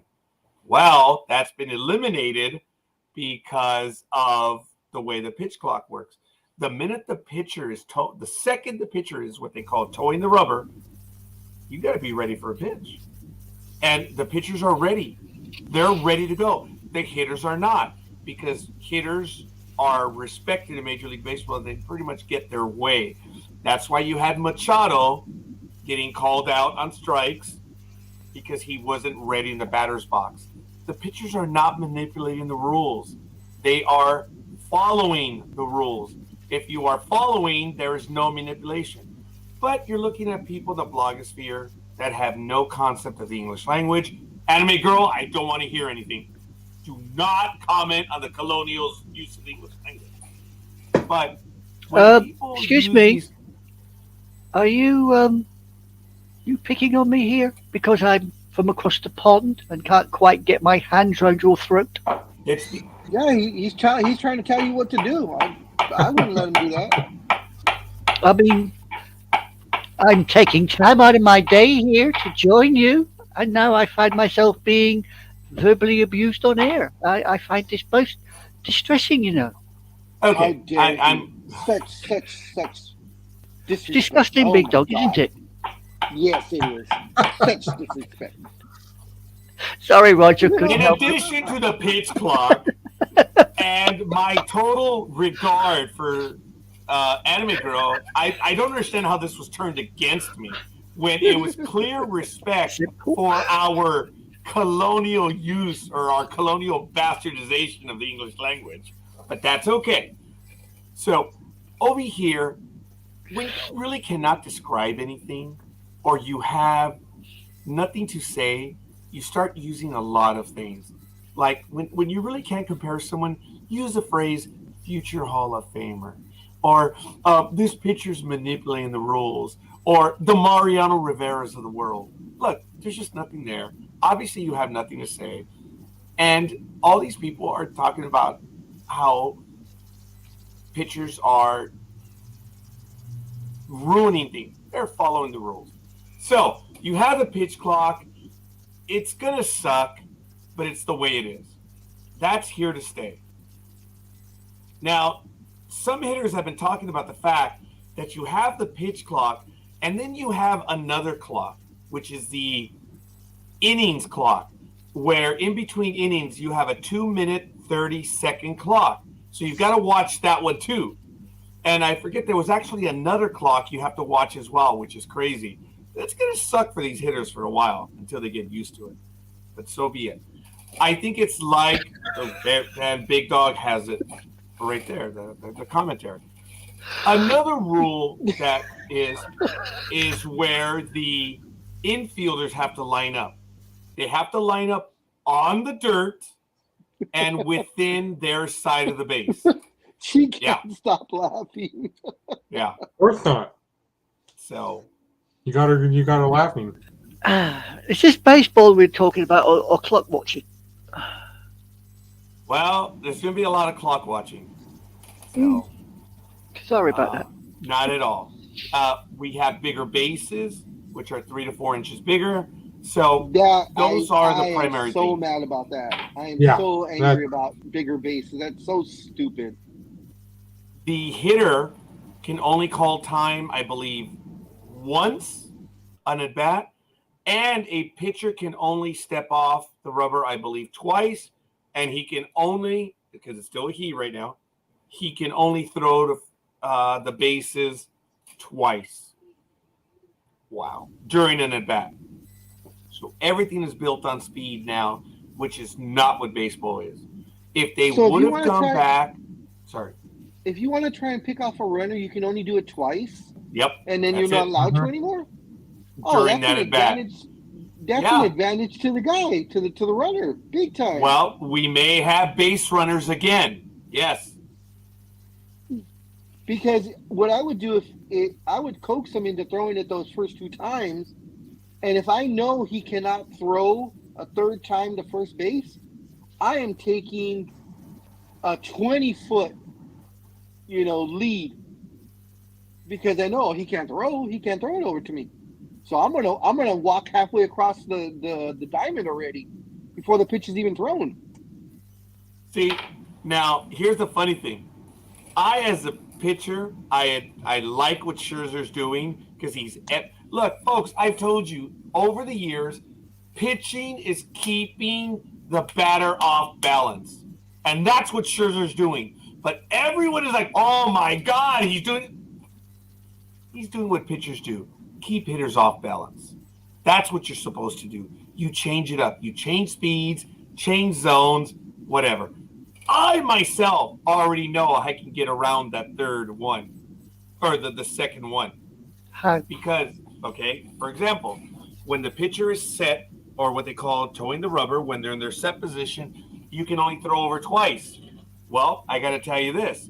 I'm already thinking that you can step off. It's not mentioned in the rules, and throw over. In other words, if you can envision the rubber being here, the pitcher's foot is here.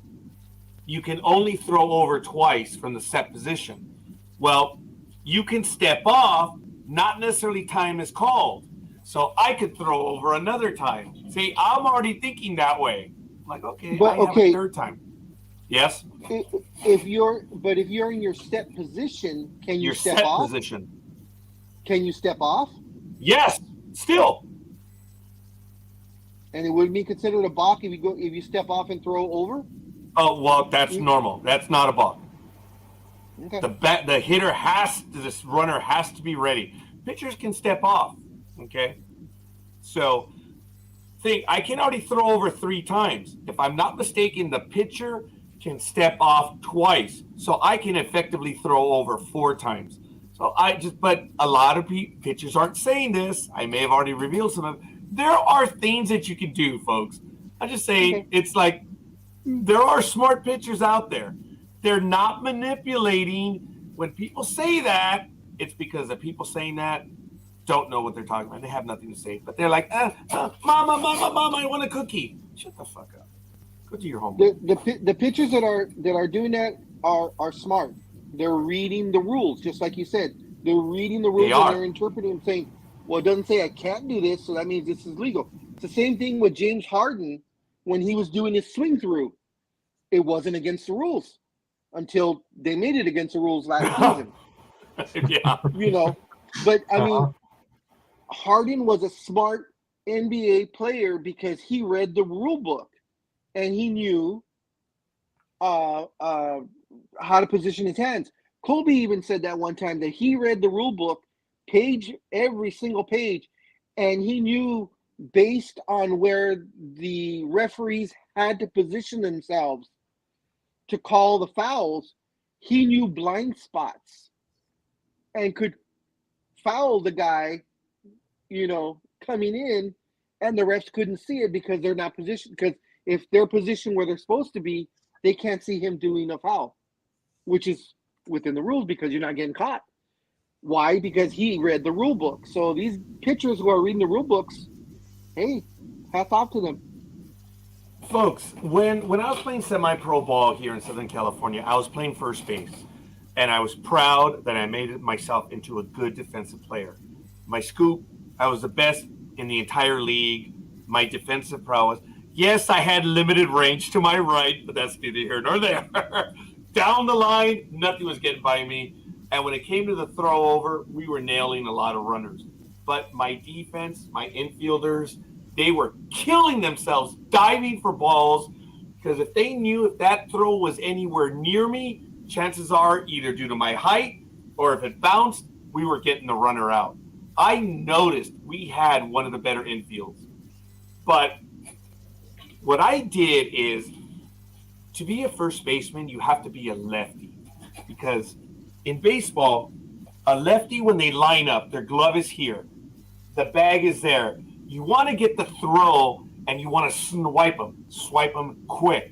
Well, I was a righty, so I had to line up with my glove here or here. It's much more difficult because I'm going across my body. Well, all first basemen, 10 right-handers, will line up with the bag right to the right of their foot. Well, what I did, until one ump called me out on it, if you can imagine the first base there, I went to the far corner and my glove was sitting on top of first.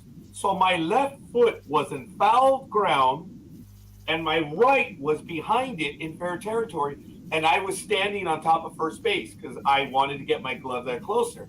Now, effectively, I could also block the runner with my foot coming into first, and I did it very well. So I would tag a lot of guys. No one called me out on it until one ump did, and it was absolutely hilarious. When they called me, the ump said, "Hey, you're out of position! Get it!" I yelled at me, and I was like, "Oh, shit." Messed me up because I've been doing it for a long time. So when I stood up the old way, I was like, damn, this is odd. And it was a little difficult. But it was funny because I think we were playing Santa Fe, and the coach was, yeah, he's smelling the oath. And the ump told him, "You didn't say shit. Shut the hell up. You don't know what I'm talking about." That was funny because the other manager tried to pile it on, and the umpire was like, "You don't even know what the hell's going on. Shut up." But it did unnerve me because I got called out on it. But I did everything I could to do what. Go ahead, Big Dog. I was gonna say, did you do this with? Is that the way you position yourself when someone was on base, or all the time? On base. Oh, okay. Okay. Yeah, because this is my next question then. Yeah, only when I was on base, and so I could receive the throw, and the ump had a beautiful view. Because the bag is here and I'm getting the ball, and the ump had a clear field of angle, and I could get the runner. We used to get a lot of runners because I would block them out with my foot. So when they're sliding back, because I knew when I was taught how to slide back into a base, what the runner is supposed to do, a well-trained runner, and I wish the camera angle was better, but imagine first base right here to my left. Most lazy runners walk 2 to 3 steps to the right. Well, I was taught by my coach who knew the game that what you're supposed to do is you measure the distance with your arm. And what you do is you visually take the steps back with your outstretched arm.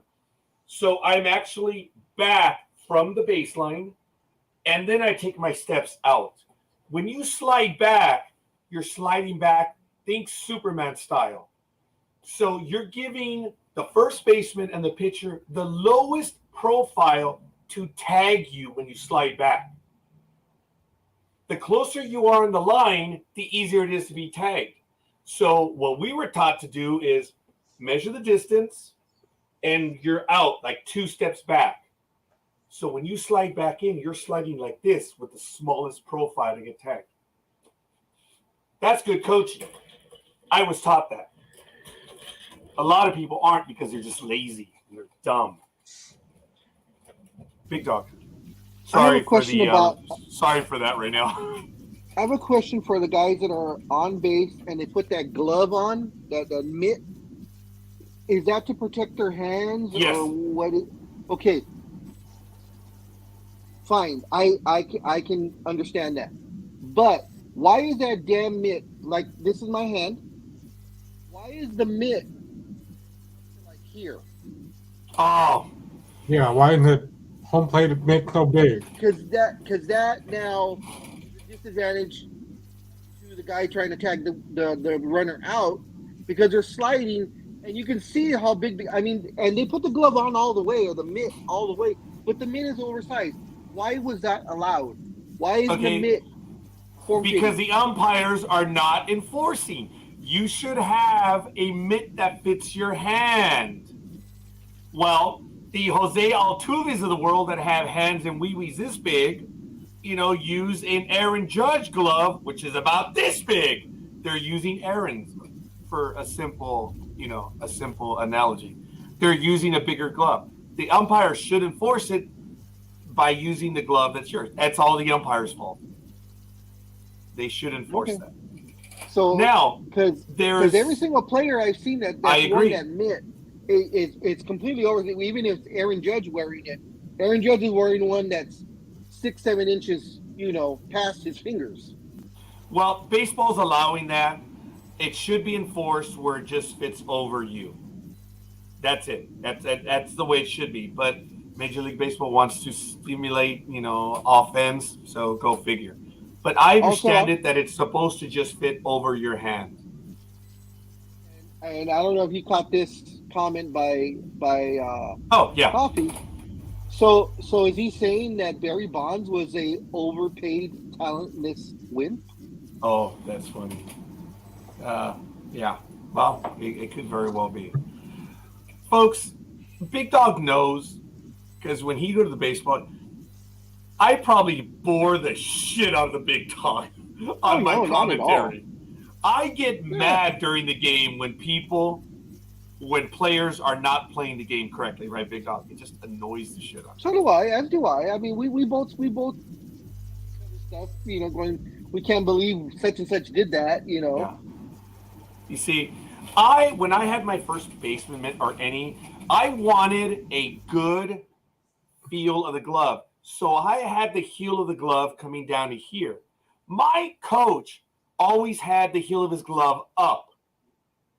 So the glove was effectively longer. And he was a shorter guy, so he says, I want to increase my reach. I'm like, no, on a line drive, you're probably going to have that glove knocked off your hand. So there's ways of doing stuff. Look at the second baseman and shortstop. They use tiny gloves, folks, so you can get the ball out of there quick. So it's if you're not breaking the rules, you're using it to your advantage. And that's what Scherzer is doing with the pitch count. He's using it to his advantage. But other people, small people, 10-cent head people, he's manipulating the rule. Shut up, dude. Go home. I'm sorry I manipulated all this time. I apologize. Baseball is my passion, clearly. Never. And Big Dog and I love going to the minor league games because you see raw talent, Big Dog? Incredible plays. And then you see a ground ball, doink, they kick it, and it's funny. The easiest play they can't make, but they do highlight real stuff usually on a regular basis, right, Big Dog? It's funny. Yep. Now, in that video that I sent to all of NDB Media, the two funniest things that stood out to me was when he's like, all right, nope, what are you doing? Nope, pitcher, you're no longer not allowed to have tobacco. Okay, spit that out and leave it on the ground and don't pick it up. And then towards the end of the video, the guy's like, he's like, oh, no, you didn't actually touch the bag. Can we have a review on that? Yeah, the video is creative. Yeah, and it was cool. I appreciate you sending it to us, but chewing tobacco is not allowed anymore. No, it was a joke. It was a joke. Just parody of something. Yeah, it was a joke. No, I wouldn't because of what is allowed and what is not allowed. Yeah, I didn't realize that if a fan hangs over the fence and catches a ball coming down, that's a foul and the guy can get kicked out of the ground. I didn't realize okay. there's like an invisible. Oh my God! I'm gonna argue the NFL touchdown right now. Okay, there's an invisible fence that is like you've got the fence where the field is and the fans. Fans cannot reach over. Okay, they do. If it's a foul ball, it's a foul ball. You can get it. If the player is, it's called fan interference. You cannot interfere with the ball in play. Period. If it goes in the stands, the ball is yours. But if you reach over, that's fan interference. You can and will get kicked out of the game. It doesn't always happen, right, Big Dog? But generally, yeah. I was watching. Yeah, they usually don't kick you out, but a question on that: if a fan reaches over the fence, over the invisible fence, but it was not a catchable ball. In other words, the outfielder, there's no way the outfielder was going to get to it. Can you still call fan interference? Well, if it's a foul ball, we wouldn't be doing it. But if that could be a ground rule double. So yes, it's fan interference. That happens quite often. So yeah. I watched okay. something on YouTube, and the guy jumped for the ball. Yeah. And he hit the fence, and he sort of it all folded in, but the ball actually bounced on I suppose it's the concrete in front of the fan, and it bounced towards the fan, so the guy caught it, and the fielder called pass interference on it, and I thought, well, why is he interfering? All he's done is he's caught the ball that was heading in his general direction, and he got kicked out of the park. I couldn't understand that. I thought I'd ask him. I would like to see the video. It depends if he leaned over again and if the ball was still in play, because there are quirks to stadiums. So I'm thinking that, okay, the ball may have bounced, the guy ran into it, and when it bounced up, if it hit a portion of the fence, the ball, even though it's concrete, it could have still have been in play. Yeah, that's what I'm And if it thinking hits too. the fence and then he gets the ball, that's it. But the way you explained it is it hit the ball, it hit the fence, but then still went to the fan. I'm not sure. I'd have to see the video. It sort of skipped. You've got the top of the fence. It sort of hit and skipped towards the fan. That's why he caught it. I thought I understand that. What I'm thinking, Rogers, is the player still felt that he still had a chance to grab the ball. Yeah. And the fan grabbed it first.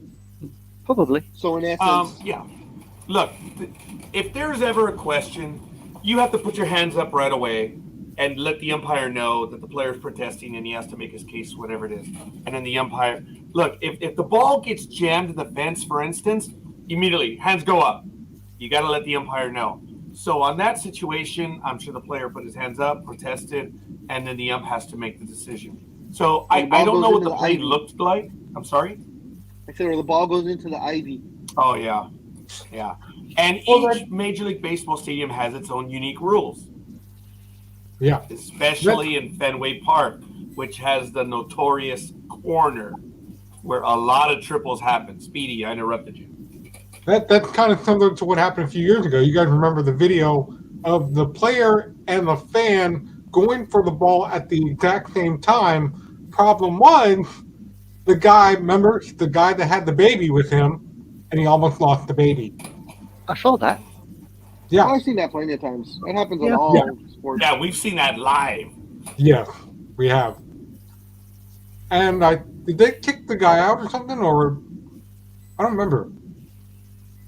Too bad you can't kick them out of fatherhood. Well, then what's the baby now? They didn't kick him out. He didn't do anything. I mean, you can't kick him out for dropping a baby. Almost. You almost did. You may want to, but you can't kick him out. Well, like I said, but of course, can't kick him out of fatherhood. What is the most famous fan interference of all time? Well, there's several, Big Dog, but which one are you referring to? Are you referring to 2003? Is that Chicago? Yep. Mm-hmm. Yep. Folks, boy, to this day, he was lucky that he was able to get out alive. See, but I've okay, we're gonna relitigate this. it's questionable whether he did in fact. Look, in my honest opinion, look at where the ball is, and look at where the catwalks in Tampa. Yeah. Very good copy. Yeah, they're in play, which is strange, and I think they're like out of the dimensions of the field, but they're still in play. And then it's crazy about that. But anyway, in the Chicago game, Alou did the right thing. He instantly pointed up to the fan and protested it, but it was called a foul ball. It was ruled because in the umpire's opinion, there was no fan interference. I believe that it doesn't matter, because if the ball is outside of the field of play, the rules are, and I was taught this, you have to come back with that ball. So if you're fighting with the fan for that fraction of a moment and the ball falls out of your glove, tough shit. The ball was out of ground. You could say the fans should try to let the player catch it. Okay. If you're in foul territory, you're already in the stands. That's on you. Everyone says, and Big Dog knows this, as Speedy and Anime Girl, everyone blamed him. Because right after that, an error was committed at short, and then there was another, I guess, questionable, and then, of course, they give up the lead, and they all blamed him. It was the Cubs that blew it. Bartman, thank you. Not only did Bartman do nothing wrong, the Cubs still had the lead. Yes, they did. The Cubs screwed themselves, not him. Thank you, Coffee. Yes, it's Bartman. I couldn't remember his name. So, all right. Folks, I know we'll talk about a few other things, but Bartman is one of the more famous ones. But you had 1996, Jeffrey Mayer in New York, Baltimore versus the Yankees. Game 2. Derek Jeter hits a fly ball to right field. You guys all remember that. But anyway, it's good stuff. We'll be revisiting baseball in a little bit. Wait. Big Dog, you do remember that one, right? Wow. He's like, no. Okay, well, that's another famous one in 1996, but we'll discuss it another day. Ladies and gentlemen, one of our co-hosts, has a time issue, so we'll go to him right now. Speedy! Yeah, thank you for that. As I shared when I first came on and shared with Big Dog the picture of the show that will be taking place at the Globe Theater in LA, they're also doing the Independent Hall of Fame. Their newest inductee is Paul London, Kazarian, my good friend cheerleader Melissa, Jimmy Jacob, a.k.a. Shelley, Mike Modest, Excalibur, and to be announced, but some people feel that Excalibur's been off, and the way he talked on commentary for AEW, and, well, they feel that he's hiding something, whatever that means. Josh Alexander is injured. What's that? Said hiding something. What do you mean hiding something? I don't know. People think that, the way he's talking on commentary for AEW, that he's hiding something, and hence the reason half people don't like him. I don't know. I'll find out what that's about. Then Josh Alexander, he will have to relinquish the Impact title immediately. He tore his quad. Tricep, actually. So, Nia Jax could be joining AEW. No, just no. God, no. No. God, no. Tony Khan, if you see this, no, we don't need her. Because remember when she did the My Whole incident on Raw, they were actually going to make T-shirts about that. That was done to make Vince laugh. So, yeah, that's whatever. She's dangerous in the ring. I don't care. She can talk about her butthole all she wants. I don't care. But she's dangerous in the ring. She's hurt at least a half a dozen women, maybe more, because she just doesn't care.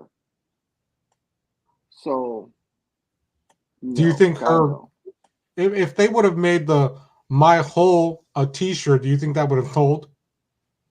Oh yeah, Yeah, it there's probably stupid could people have. out there. There's stupid people Yeah, out there.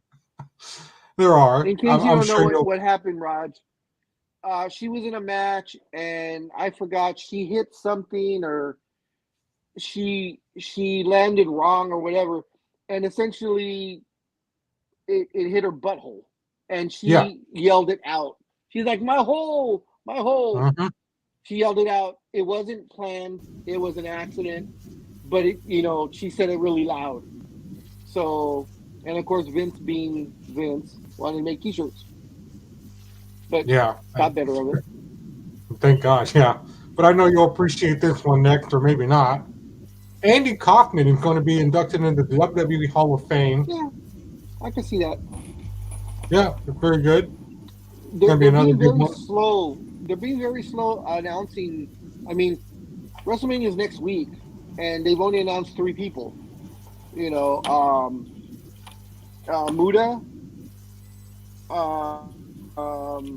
Mysterio, Mysterio, and yeah, Kaufman. that's it. And for me, I don't agree with Ray going in. Yes, he's a Hall of Famer when he retires. I can't see you putting someone in the Hall of Fame, but yet they're still active. That would be Well, like putting future Hall of Famer Aaron Judge in the Hall of Fame, but letting him keep playing. well, it's funny you mentioned that because I had to get that in, Raj. it's funny you mentioned that too because last week me and Almighty were talking about this because even though Jazz only wrestled in ECW, she came out and said, on Twitter, I want to be in the WWE Hall of Fame. How come I'm not in there? I'm Jazz. I'm an ECW Women's Champion, but you were never in WWE. Yeah, she was. Jazz was. Well, yeah, she was Not for very a long, minute. like a year or two. I mean, she was there. Yeah. But to your I mean, earlier point on them being slow, check this out. Mania match for night 1, Theory versus Cena for the U.S. title, yeah, and it's Seth opening. Rollins versus Logan Paul. A YouTuber. And then they go. Yes. Then But he's here's the actually a lineup. very good wrestler. Yeah. And then, those are the only 2 matches for night 1. Here's the match results for the match setup for night 2. It's Becky, Lita, and Trish will take on Damage Control, Lesnar versus Omos, the Usos, Owens, and Zayn for the tag titles, which we found out last night on SmackDown. The Street Profits will take on Alpha Academy, the Viking Raiders, and Strowman and Ricochet. A lot of triple threat matches for night 2. Raquel Rodriguez and Liv Morgan will take on Natty and Shotzi, which was supposed to be original, but then last night also on SmackDown, Ronda and Baszler came out and said, we're also going to be in the tag team match. And then the wrestling world went, well, hold on. There's going to be another team added on Raw. We'll find out who that is. And then they said, well, they didn't even do a program for this. I don't know how this came about, but apparently it's going to be Edge versus Finn Balor in a Hell in a Cell match. Yeah. They've been working that angle for months. What are you talking about? Well, I've seen it here and there, but I didn't know they were doing this. Yeah, they announced it 2 weeks ago, 3 weeks ago, Something like that. Yeah.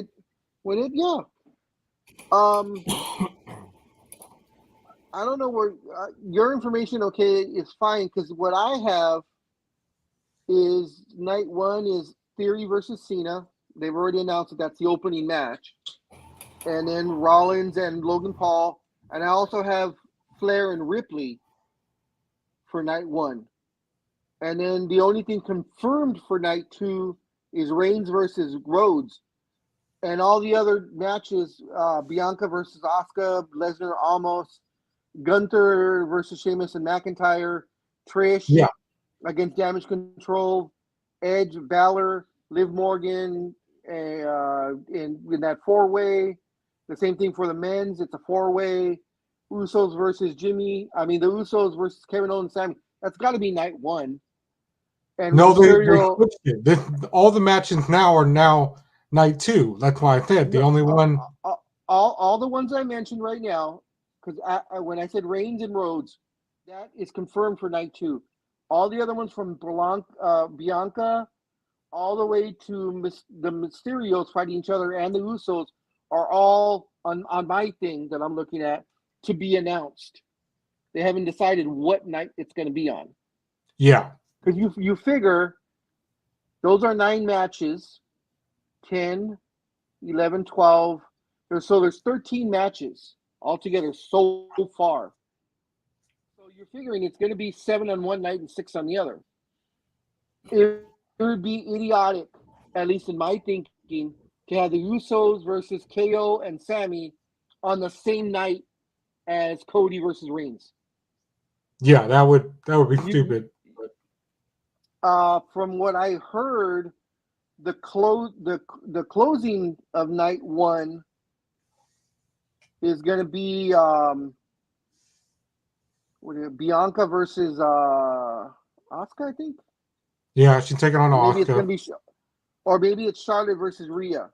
But to me, it should be KO Sammy versus Usos. That should be your closing match on night 1. That has been the hottest storyline since Royal Rumble or even maybe Survivor Series. Right. Nothing's been hotter than the Sami Zayn storyline. So that should be the closing match, or at least the second to last closing match on night 1, and that sets up everything for night 2. But everybody and their mom, every federation is having their thing. Yep. I know Ring of Honor is having theirs on Friday night, I believe.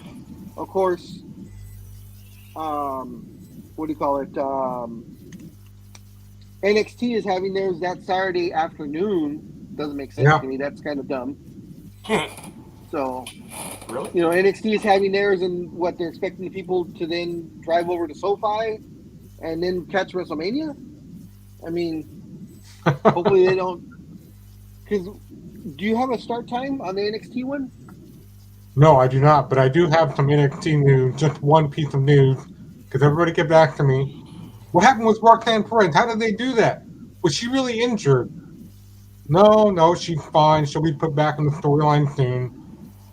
Because they thought it would be hilarious, in their opinion, to have her do the same thing that Shawn Michaels did. Either that or have her pretend to be act like what happened with DeMar Hamlin, which is what I talked about with Almighty last week. But no, she's fine, and they're going to put her back in the storyline, so that was pretty useless. So what do you think is going to happen? Because supposedly the title is up for grabs on Stand and Deliver, that match. Yeah. So what do you think? What do you think is going to happen? Is she going to show up as a surprise entrant, or are they actually going to? Is she stripped of her title? That's a good question. Because she stripped of her title. Because as of right now, she's not stripped of her title, but they're saying she can't compete because Yeah. they don't know what's wrong with her. She's playing along with the tweets, saying they don't know what's wrong with me. I can't wrestle. So, but they've already announced at the WrestleMania thing on that Saturday at the NXT event that the women's title is up for grabs in a 4-way or whatever it's going to be. What? So.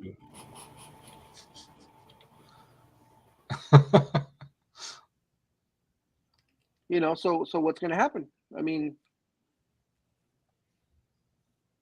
I think they'll probably end up, I think what's going to happen, because now that, in case you haven't heard also, Vince is now back in control and all that for all brands, including NXT. They're probably going to do something where she comes out hobbling and gets on the mic and goes, I can't wrestle tonight. No, wait, hold on. Oh, look at that. My leg is fine. I'm going to come kick your ass. and just throw down the microphone and get in the ring and start fighting. And she'll probably get her title back that way. Or, like what my favorite match of all time is, the night Mikey Whipwreck, rolled up Tommy Dreamer for the 1-2-3 really quickly. Actually, it was Mikey and Steve Austin. So that was cool. Where they just count really, really fast. Yeah. So I'm looking at it, and also start time. It looks like is it doesn't say 4:30 actually. probably. No, special start time at 1 p.m. Eastern time. So it starts at 10 a.m. on Saturday next week to get enough people to go from crypto.com arena to SoFi because it's at crypto, NXT Stand and Deliver. So Yeah. it's Zoe Stark, Gigi Dolan, Tiffany Stratton, Lyra Valkyria, La Huera Loca, and Indy Hartwell are in the championship. So Rosie Perez can't come out and wrestle. She's not listed. It's not like a mystery person. They've already Right. they already have their 1, 2, 3, 4. They already have their 5 women. It's a ladder match for the title. A ladder match. So I don't know if she's going to come back maybe on Tuesday and want a title defense or what, but it's a weird storyline. It's stupid. Yeah. Excuse me. Scorekeeper, in case you didn't know what happened, there's a wrestler. She took over for Mandy Rose, who was fired because of her. It wasn't an OnlyFans. I forgot what, but essentially it's like an OnlyFans. Shows really sexy pics. WWE didn't like it because they weren't getting a piece of the pie. She was making a ton of money. She made, I think she said she made a little over $1 million in 3 days. And WWE said, well, you're Mandy Rose, so we want some of that money. And she said, fuck you. And they said, okay, well, we're going to fire you then. So they fired her. They had her drop the title to this girl. Her name is Rosie Perez. Little tiny thing. She's like 5'1", maybe 90 pounds. And Not she's the a champ. actress And Rosie Perez. No, oh God, no! I hate that person. So she's been defending the title, and she had this title defense that she was supposedly, training really hard for because it was this Japanese wrestling legend. She beats the lady, female wrestler, and she's cheering, and all of a sudden she collapses. And they stretched her out and put her in the ambulance, and everyone was wondering, is this a work or is it a shoot? Now a shoot means it's for real. For real. The person really got hurt or whatever. If they call it a work, then it's part of the storyline. So we found out later. Different people took them longer or whatever, but we found out later it was a work. So it's part of the storyline. For whatever reason, they thought it would add to her mystique that she trained so hard, she passed out, and now no one knows what's wrong with her, and then she'll come back after. But the thing is, now they stripped her of her title, and she's like in limbo now. So I'm trying to think, what's the advantage of having this stupid storyline? Strip the girl of the title? Yeah, I was like, what? And they were like, yeah, she stripped of the title. And they have all these other women vying for it. She's injured or whatever. I'm going to be the next champion. And I'm like, and I thought the same thing you did. Why are they doing this? What is their thinking logic behind it? Maybe we'll find out Tuesday. Maybe we'll find out at Stand and Deliver. I don't know. The only thing I was thinking, which is what I would have wanted, but it's not. It looks like it's not going to happen. Would have been how these 5 people and a mystery person and everybody thinking it's her coming back, and it's actually Mandy Rose. Mandy Rose comes back to WrestleMania. She wins the title back that she never lost, type of thing, Or actually, she did lose it to her, and then was fired the next day. But type of a return, which would be great. I think the pop would be so awesome. But Mandy has said in interviews and over the past couple of weeks that she says never say never, of course, like any wrestler does. Yeah. But she says, as of right now, no, there was no communication between her and WWE. But she thanks WWE for all the things all the doors that opened for her. But as of right now, she's happy where she is. And people also were worried about Alexa Bliss. Well, if you watch the Masked Singer, you know that Alexa Bliss is fine. So that's all I got to Well, say you know about what that. happened. You know what happened to her, right? Excuse me. You know what happened to Not her, right? really. What happened? She had skin cancer. Oh, that's right. Yeah, So, yeah, I did read that so too. they went. So they went in and they took all the molds off and they checked them and everything's fine. So that's why we haven't seen her on TV, because she was getting her chemotherapy or whatever they were doing to her. Don't know if it was chemo. I'm just assuming. But they removed all the spots, all the cancerous ones, and they say she's 100% fine, and that she'll be back in the ring extremely soon. So we may see her at WrestleMania. We may see her Monday after, which is usually the hottest show of the year. Yeah. And one more thing, because me and Almighty talked about it last week, but starting at WrestleMania, me and Almighty talked about the fact that Vince has decided that from now on, all the German commentators, all the other commentators will now do the broadcast, but remotely from home. That way he doesn't have to pay for air flights and stuff like that.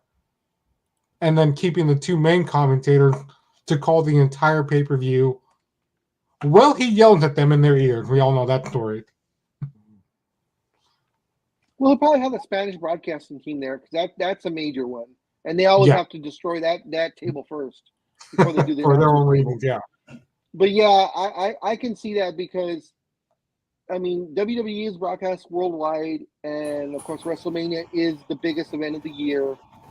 And I do remember seeing when they would do the commentators, and they're like, "Oh, this is the German commentating team. This is the Russian commentating team. This is the Peruvians commentating team. This is the team from Istanbul. This is from India." And they would have literally 9 tables of commentators. You know, all commentating in their own language. So I can see you saying, "Yeah, we'll have them broadcast from home. You know, we'll zoom it in or whatever, because they don't need to be on camera, so they can call it." I agree with that. I agree with that one. And the thing with Vince taking over, we all knew that was gonna happen. We know. We all felt There's no way Vince can stay away. But did you read or see? Vince has a little extra now. Vince has a little goatee, Gomez style, like from the Addams Family. Yeah, I saw that. 77 years old, and what I think is the funniest damn thing is his mustache is jet black. He's 78, 79, whatever the hell he is. Is he really? Yeah, he's up there. Let's see. He's active for his age. I'll grant him that. How old is Vince McMahon? He's 77. Vince McMahon is 77 years old. Yep. Was that your Siri that picked that up? Siri, mind your own business. Well, that's because I asked her. Oh, did she pick it up? Because I said, "Hey, Siri." Stupid witch. Yeah. You asked the question. His Siri picked it up from another part of the state. Far away, too. That's crazy. Yeah. And also, Can I try that? Can I have a go and see if your Siri picks me up? Sure, go ahead. Go ahead. No, carry on. I'm sorry, that was funny. That was funny. That was hilarious. Another thing about Vince McMahon, I don't know if you saw this week, Speedy. Vince McMahon has paid $17.2 million out of his personal money account, out of his personal funds, to cover the money the $17.2 million that he had WWE pay hush money to all the women that he has fornicated with. So he has reimbursed WWE those $17.2 million. Still being investigated, of course. Yeah, of course. But he but he paid back the 17.2 that he's paid out so far through WWE funds, which of course was a no-no. And of course, a certain other number 45 is soon to learn that you can't pay hush money out of a certain fund to people. Yeah, that I mean. Hi, Tanya. Yeah, hi, Tanya. Bye, Tanya. I gotta go now. Ice Queen in the house. Yes. Hi, Todd. All right. Well, you guys have the car now. Oh. Are you off, are you, Thank you, Speedy? Speedy. Bye-bye. Ta-ta for now, as they say. 100th time. ¿Dónde vas? Everyone in the chat room, take care. Have a good weekend. Where are you going? Big Dog just asked He- you a question. I asked him like 10 times. He just wants to ignore me. That's okay. Well, you guys were talking over each other, and you both commonly do. Yeah, but we're both saying the same thing. Where are you going? Oh, yeah. No, I have another friend passed away, so I'm going to their memorial today. I'm sorry, Speedy. Sorry to hear that. Yeah. All right. We're still going to be dicks next time. Just you need to know. Yeah, I know. All right. All right. Thanks, buddy. See you later. Okay. Thank God I bit my lip. Did it hurt? Oh, God, yes. Oh, God. Guess what? Anyway. Guess what? I never felt a thing.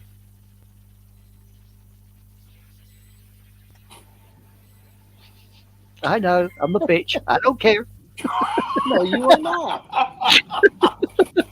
You are not. Part of the family. That's all that matters. It's all good. Yeah, rough day for Me Speedy. and family, but there you go. Yeah, Yeah. a bit of a rough day. Oh, my goodness. Good stuff. Wow. 9:27 a.m. on this glorious morning. Sports talk with the guys. Sorry, Big Dog. Home of the quarterbacks on Saturday. He put it in the private chat. Oh, I didn't see it. I didn't read it till right now. Oh, actually, I did see that. Oh, shh. I ignored it. I mean, I Shows did how much- read it. Shows All how I much you saw pay was attention. 20 minutes. That's what I've been doing. I've had the camera switched off. I've been going through all the comments and things to make sure I know. This is in our private chat, though, Anime. Yeah, I've got that as well. I've got that now. I'm on that. Yeah, oops. I'm so sorry. I gave Big Dog a couple of messages which he ignored, so I sent him on another message telling him. Yeah, I saw that one. Yeah. Yeah. Because I don't know what it when was. You said that the way I have my camera angled, I thought you couldn't see the kitchen. And I saw it too. Yeah. So I that's thought it why was a that's reflection, why- actually. Yeah, I thought it was a that's why I mirror. angled it a little bit more. Okay. The big dog is in the foyer. Oh please! I'm in the corner. Behind you, behind the screen is the doorway into my living room. This is a little corner of my living room, and the rest of it is behind this rather large, I suppose you could call it, shelving unit. And then that's where I sit with a television. All right, well, what you can do is give us a tour of the place. I've given a tour of this place right here in the past. It's I not haven't done it recently. Oh, There's yeah. nothing to tour. I mean, hang on, let me see. Hold on. Oh, there we go. Okay. That's the other shelving unit there. Daleks. Bugs Bunny's at the very top. That's cool. Yeah, Bugs Bunny, Tweety Pie. You got Sylvester up there anywhere? No, hang on. Let me get back round to me. And Of course. hold on. You notice how organized it is, Big Dog? Mm-hmm. Sylvester. That's a Cool. score. Thank you. They're called car buddies because you stick them in the car. Sorry. Oh, okay. Yeah, this has got Velcro. And you close his hands. So you can hang it off your seatbelt. Cool.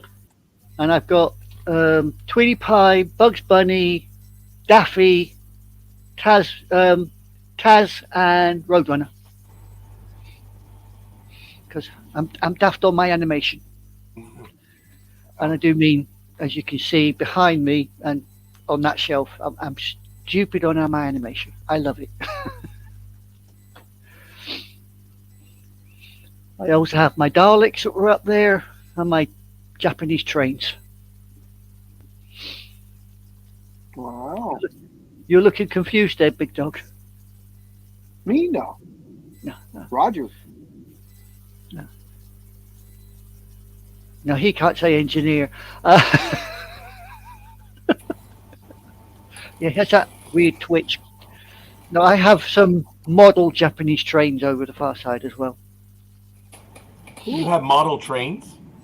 Yes, I have model trains. Do you wish to see one, Mr. Noriega? Oh, now it's Mr. Wow. Well, it's just the way you said it. You have model trains. Big Dog found out the year that the LA County downtown Union Station was celebrating its 75th anniversary. I invited Big Dog to join me, and Big Dog was, I didn't know that you were into that stuff.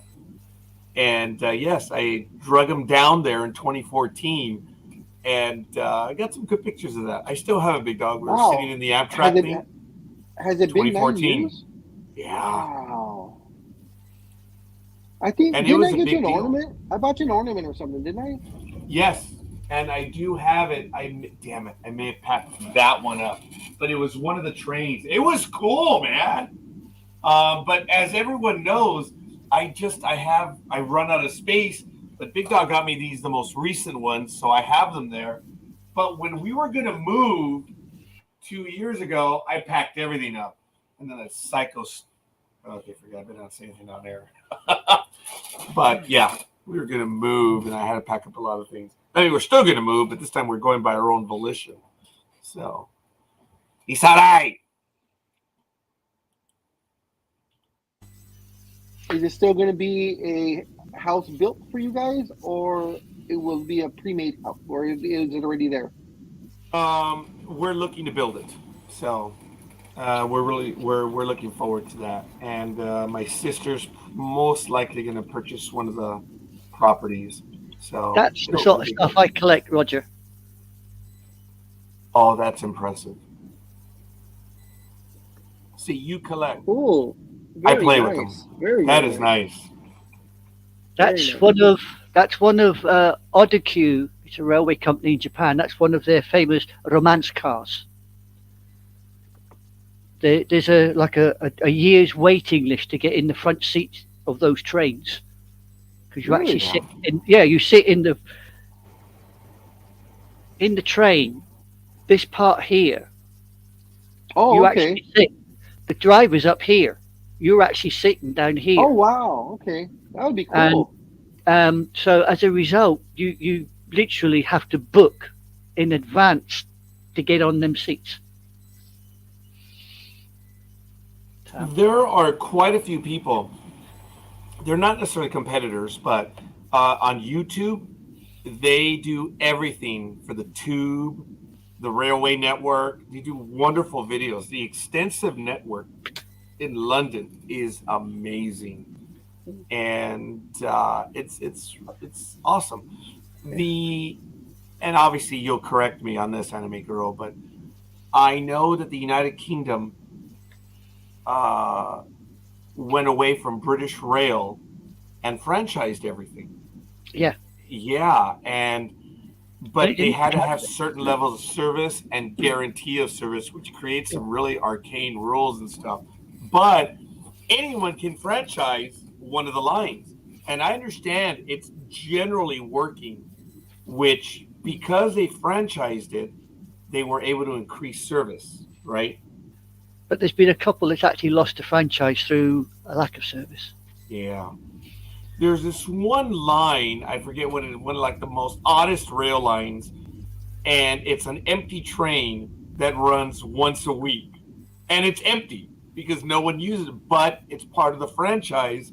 they have to run the line and meet the agreement, which There's is several little trains like that in like Britain that. Yeah. they just run the train because it has to run, and if they Yes. don't run it, they lose it. Yeah. You know the old phrase: use it or lose it. So they have to run it. Damn. I didn't do it. I You know, almost got a damn smirk out of the big dog on that one. Damn it. There it is. Only because I pointed it out. But I swear I saw a little crack on the end of it. There it is. Sorry, big dog. Go ahead. It's just, I almost No, got I him to just- bite on that one. Saying how there's a 1 year waiting list. Also, let's see if Scorekeeper can get this one. I think he might. There is also a 1 year waiting list here in Southern California for a form of transportation that is out of Carson. That should hopefully give it to him. And it's a 1 year wait to get onto this particular form I of didn't know that, transportation. big dog. I thought you could just go down there and buy the list, but yes, it's incredible. I did a video when we were doing that disaster about a year Well, ago, tell everybody and what it is. I had a Jurassic Park moment. I have the video. I'm going to see if I can find it. But there was this roar coming from the other side of the park. I'm like, what the hell is this? And it was almost like Jurassic Park. Just over the tree line came the Goodyear blimp. I had That's no right. idea it was a 1 year wait list. A big dog gave it. I mean, okay. As soon as I said Carson. Okay, yes. If there was Yeah. ever a grapefruit handed to a batter, it was right there. Let's see if Scorekeeper can get the type of transportation based on a Carson. That train, that train I showed you can get on the train. Don't get me wrong. You can get on any of the other carriages. No, I know. It's Yeah, but I know, but specifically it's just- those yeah, in front. those seats, the front, because they got ones at the front and the back, and it's those seats. They are so sought after. I mean, there's a Japanese YouTuber called, let me get this right now, HKA Sama, and he posts pretty regular, and he has whole hours shot from the front of these trains, and how he does it I have no idea, because you have to book to get on those seats because everybody wants on them, and they're not bullet trains. Or the Sinken said they're not bullet trains, they're just ordinary. Oh, okay. They're like ordinary express trains. I've told the big dog, by the way, and it's on our bucket. Well, it's on my bucket list, and Big Dog's like, all right, fine, fuck it, we'll do it. But I've always told Big Dog that I want to go to San Diego via Amtrak, but we can't do that right now because I think it's so cool that you can just walk a mile or 2 miles, take Metrolink to Union Station, and then take Amtrak to San Diego. And I want to get there with enough time to catch a game at San Diego. And unfortunately, they don't leave that late, but stay overnight, enjoy San Diego, and just come back the next day on the train. It'd be kind of cool. You know, and Big Dog remembers I've been pestering him for, I love that. shit, how many years have I known you, Big Dog? Nah. It's almost been that long, right? Well, my bucket list is one day, if I ever get the chance to get the money together, I want to go to Japan. Just to say I've been there. Did say that, yes. Just to say I've been there. But you were in Hong Kong for a while, weren't you? I was in Hong Kong for 3 years. Yeah. That's where I met the 7th Fleet, and that's where I picked up my slight American accent, which occasionally slips out.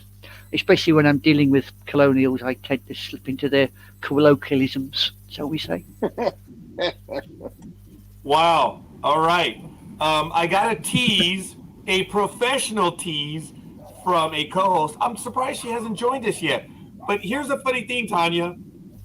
I saw your comment that you directed a Big Dog. I swear, Tanya, within 30 seconds of your text to me, I'm like, why the hell isn't Tanya on with us right now? And not 30 seconds later, I get a text message from her. That's a little eerie. So, and I thank you, Tanya. This is a big deal. I don't know if she wants to talk about it, if she can make the announcement, but this is big. she did something, and she's sharing it with us, which is holy crap. I always say that the professional that she is, I always ask her, why do you slum it with the rookies down here? So that's why I always say, because she is very high up the food chain when it comes to stuff. Tanya, you don't have to ask. Just join. I mean, the damn dog across the way joins whenever it gives a rat's ass, so you should join. Yeah, well, when I disappeared, it was my local space cadet causing alarm and despondency outside my Your door. local space cadet, please clarify. Intake of illegal substances, shall we say? Oh.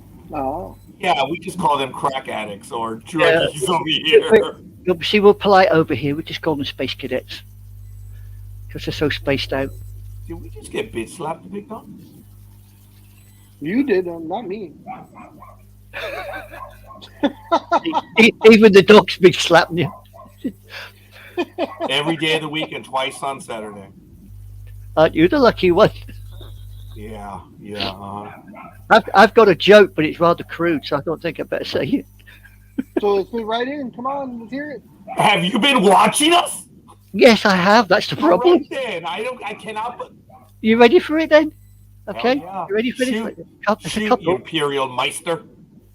Shut up, Colonial. This is a couple in bed, and they've just enjoyed an evening of, shall we say, romantic entanglement. And she's lying there, and she's massaging a certain part of the gentleman. And she does this for about an hour. And he lies there, and he's enjoying it, and he says, "Why do you do that?" And she looks at him, she goes, "Why? I like it. Why do you do that?" And she looks at the ceiling and she goes, "Well, I was just remembering my own pair."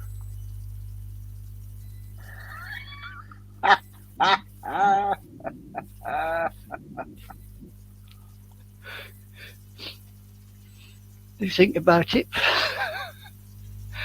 I know I shouldn't say things like that, but you're muted. You're muted, scorekeeper. He knows. Muted.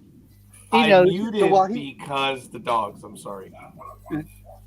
There it goes again. Yeah, don't worry And about I it. wanted to not spoil your joke. No. And I I just have a sent crew- Tanya a text message. Hopefully she'll join us. Okay, well, hopefully before she gets on, I'll tell this one then. Oh, stop you're- it! Stop it! She's from New York. All right. Well, this one is for scorekeeper, and also any girl she wants to answer. But what's the difference between Jesus and a painting of Jesus?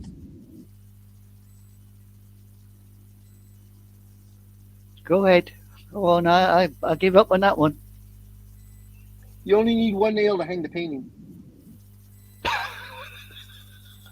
Holy Jesus Christ. Yeah. Oh,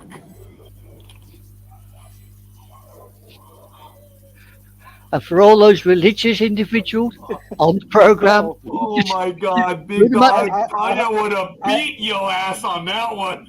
What I missed? I hope Tanya didn't hear that. Oh no, I'm gonna Hopefully find out Tanya now missed it. because Roger's gonna tell me right now what you said. Oh, I'm not going to be able to. Big dog's going to repeat it. yeah, but Roger's not a grass, as we say over here. He doesn't grass his friends up. At least not deliberately. Are you sure, Tanya? Is She that? is a God-fearing woman. She's going to beat your ass, and I'm going to watch. Hell, I'll pay to watch this. Yeah, and I'm stepping back and letting her get Yeah. good. Oh my God, I actually did too. Yep, All I'm right. moving back out of the way. Are you sure you want to hear it? What happened? It's a joke, Tanya, okay? Oh. But Oh. it's really It's a, yeah, it's a go. bad joke. Oh, You wanna- bullshit. Is Just it tell okay, your or joke. do you want to hear it? It's a what joke? Just go. Big It's a dog, bad just joke.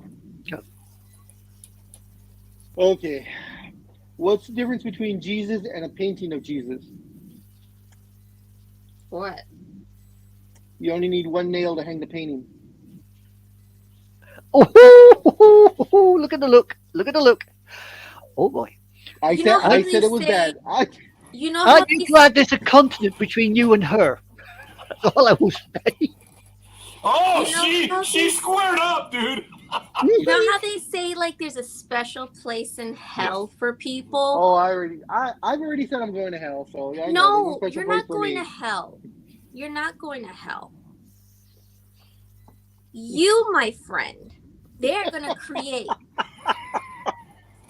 a whole other place for you. And it'll just be Probably. you by yourself. In And a you're not Celtic going jersey, to probably. burn. You're not going to burn. You are going to be tortured in ways that you don't even know exist. Oh, okay. Oh, you don't know my thinking, girl. And you don't know mine. The torture chambers of medieval times have nothing in comparison to what I can come up with. Those are nothing. I've joked Yeah, about I that agree. in the past. I said, you know what? They had it right.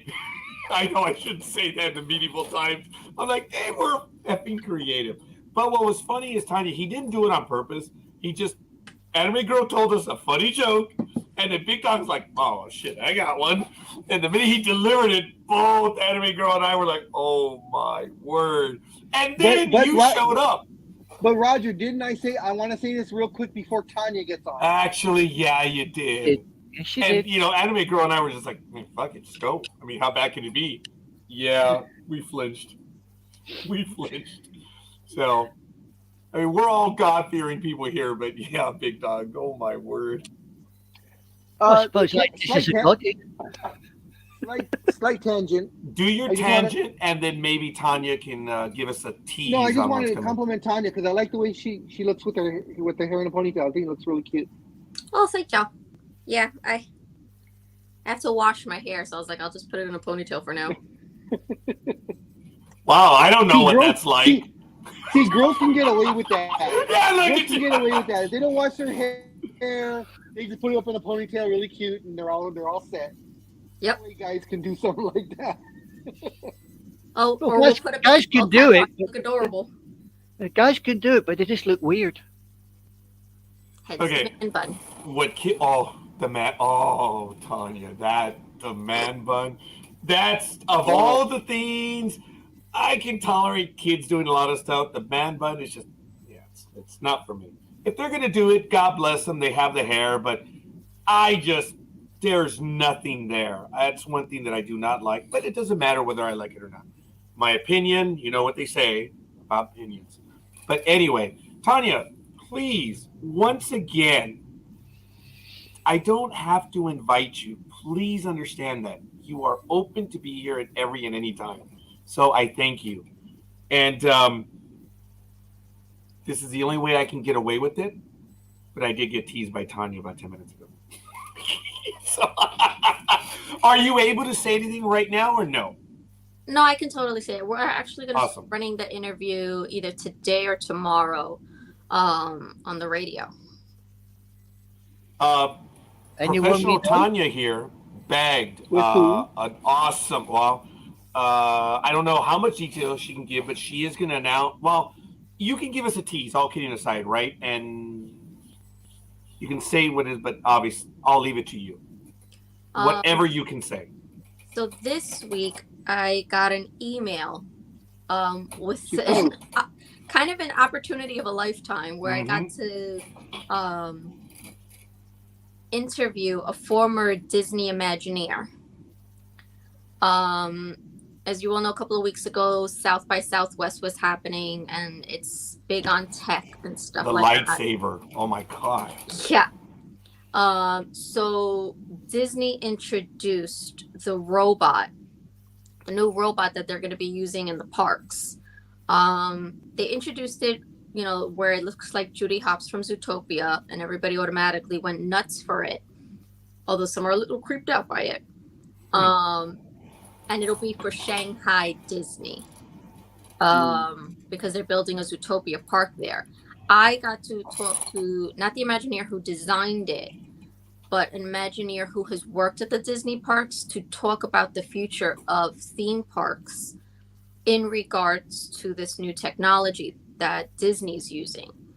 And the history that he gave me on Universal Studios theme parks and Disney theme parks, because he's worked for Disney, Universal, and other theme parks around the world. It was a fantastic interview, all the things that he talked to me about, and we got into some things that Disney's doing right and Disney's doing wrong, and how to make the Star Wars hotel even better, or actually just to make it good and worthwhile for people to go to. So There's a Star Wars hotel? Absolutely. Oh. Huh? I didn't know there was a Star Wars hotel. Oh God, yes. Yeah. Is it in Yeah. Orlando or? It's the dream of dreams for Star Wars fans. Yeah, you're literally, once you walk in, you Mhm. walk into a starship. Oh wow! Okay. And cool.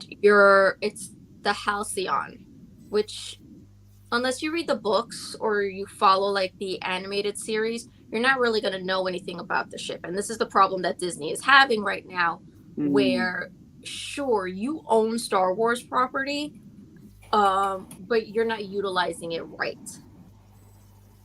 And that was something that we had discussed as well, and why Disney is actually on the verge of being beaten out by Universal, and the differences between Universal Studios and Disney theme parks. Why one works for one company and the other works for the other company. So it was a really great interview. Like I could have talked to the man for hours.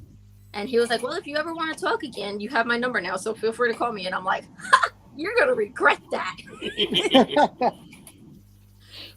But he worked for Disney during the Michael Eisner era. There was another former Imagineer who was supposed to come on, but he got tied up with something else, so he couldn't join us. You told me that. Yeah, you said there were going to be two. Yeah, his name was Joe. Ray Harmon was the guy that I interviewed. He actually has his own company now called Zeitgeist. And Joe, oh my gosh, I can't remember his name now.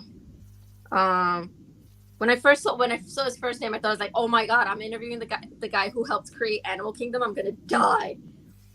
But the other guy, he couldn't join us because he was an Imagineer for almost 40 years, and he was somebody that I really wanted to talk to as well. But I'm going to be uploading the interview for everybody to watch, to listen to. And then at my job, they're going to play clips from the interview to talk about what it is that Disney is doing now. And I'm hoping that this at some point will lead towards, more interviews involving Disney. And then hopefully maybe at some point I can move to California and then work for Disney's public relations. Who knows? You never know. Awesome. Folks, on a professional level, and Tanya will correct me on this if I'm wrong, Disney Imagineers are Microsoft engineers. Once they leave, they never talk. They never talk about the product. They're very careful in saying anything. They're difficult to get a hold of for interviews, and they never speak badly of the product ever, because they worked there for however long. You can get an Imagineer that was there for 2-3 years, and they'll talk whatever you want. But the ones that were there for the long time, it's a hallowed world that they got to live in, and it's rare for them, especially someone with so many years, to be willing to have a conversation. It matters not that they have their own company or they're doing something. They don't talk. And when Tanya asked me the question about this, I just very carefully, I had to phrase my response, and then I deleted it and I said, "Oh my God, yes!" So, or something along the lines like that. It's they don't talk, guys. And Tanya, it's rare to be able to get an interview like this. And congratulations to you, kudos. And I'm looking forward to watching it when it's out. And I think it's gonna be a lot of fun. These people, the stuff they get to do, right, Tanya? Yeah, I mean, the things that he was talking to me about, I was absolutely amazed by. And What I was platforms are you uploading it on, Tanya? I'm going to be uploading it to YouTube. But Roger, I mean, technically the whole video will be part of NDB Media. Cool. I'll, because I told Roger, I was like, listen, I don't have another outlet to put the whole video on, so I can give it to NDB Media, and let you guys run with it. And then my job will just play cuts, just like little snippets and stuff. But it was an interview that I think was just absolutely fascinating, and it really should be heard in the full. As a Last full. what, an hour? Did you say? No, it's like 10-15 minutes long. It's not even that long. Oh, okay. Because I couldn't. I mean, I could have talked to him for hours. Like, I mean, at some point, I might take him up on that offer, call him back. I'm like, hey, can we do a second part? But yeah, no, and he even he talked to me about a Zoom thing that he does where they actually talk to former Imagineers and other people about the stuff about the theme parks and things like that as well. So I'm going to start checking those out as well, because I think that I'm absolutely fascinated by all these design concepts and things like that. I didn't know they were doing Zootopia in China. Oh, sorry, Big Dog. No, I was gonna say maybe your company will run with this one, and they'll fly you out here, and you can do a face-to-face one-on-one. I mean, that'd be cool. But I mean, this guy, he even said that if Disney invited him back, he would totally come back. Like, he would love to go back to the company, and work with them. Yeah, you never know. And kind of right the ship. Yeah. Hey, folks, I do want to remind everyone, I know the clock is a little off because we did start late because I couldn't find my keys this morning. I couldn't get into the office, which was embarrassing. But we are almost done, and we have a program following us, Ever New, which airs in about 33 minutes. So I do want to finish up in the next 5 to 7 minutes. I do want to remind everyone that we will be on, of course, next week. Opening Day Baseball is coming up on Thursday. And what makes this really exciting about Major League Baseball is this is the first time that every team, in this case, all 30 teams, are playing on the same day for opening day. For the last 20 some odd years, Major League Baseball has had a staggered start to opening day. It was Sunday night, Monday night, or Monday and Tuesday. And then by that time, the regular schedule was playing. It's been staggered. This is the first time since I think the 1960s that Major League Baseball has had every team. Because remember, traditionally, the Cincinnati Reds, being the oldest running organization, they always opened up until ESPN decided to stick their nose in and do the Sunday night opening game. And they just chose anyone that was on the schedule. So it's really cool that every team will be playing this Thursday, opening day. It's really exciting. And looking forward to it. We have a lot of other stuff on schedule, but we'll get to. But I just want to get the announcement in. We will be on next week. We'll be covering the opening day week shenanigans in Major League Baseball, and we're off and going. Big Dog. And of all of us that follow our teams, yours is the only one playing at home. You, of course, are hosting Speedy's Giants. Tanya is going to be in Florida with the Mets. That's where their opening game is, and I'm going to be in Oakland, with the Angels. Yeah. So you are Anime Girl. You are one of the lucky ones. Are you a baseball fan? I know you're a hardcore Dallas Cowboy fan, but whatever. No. All right, fair enough. I have a hard time watching cricket, Yeah, as I said once before, cricket is like watching paint dry on the cricket. Oh my watching God, paint you beat me to that. I was about to say the same thing. Yeah. That's funny. Way to go, Anime Girl. But look, I just want to get that in real quick. Again, Ever New follows Chris Smith, and Hannah will be on in about 30 minutes. So I just wanted to finish up. But we can go for another 5 minutes or so. Yes. Go ahead, Big Dog, and then Tanya, anything you want to share with us at Anime Girl then? Well, actually, this is geared toward the question is geared towards Tanya. Since you have your pulse on the sports in New York, what is the current situation with Mr. Oh, Mr. Rogers? Any? It has gotten to the point where people are pretty much done. People Yeah, are I fed up. figured. You know, at this point, nobody cares anymore. Like nobody will turn on sports talk radio because nobody wants to hear about Aaron Rodgers anymore. We're done. Baseball season starts next week. Nobody gives a flying flip. That's a fair one. Fair enough. What's your personal opinion of Mr. Rogers, or do we dare ask?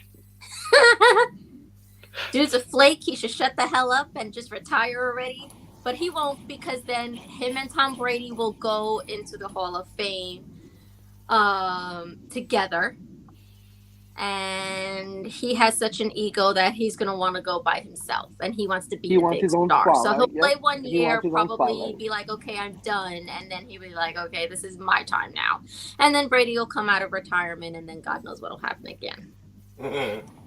How did you feel about Tom Brady purchasing part ownership in the women WNBA, the Las Vegas team? Oh, did it actually or did you hear about happen?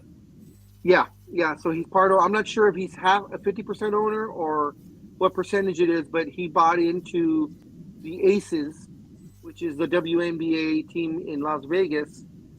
He says because of his older sisters, who are really big in sports. He said that's what got him into sports, and that they were much better athletes than he was.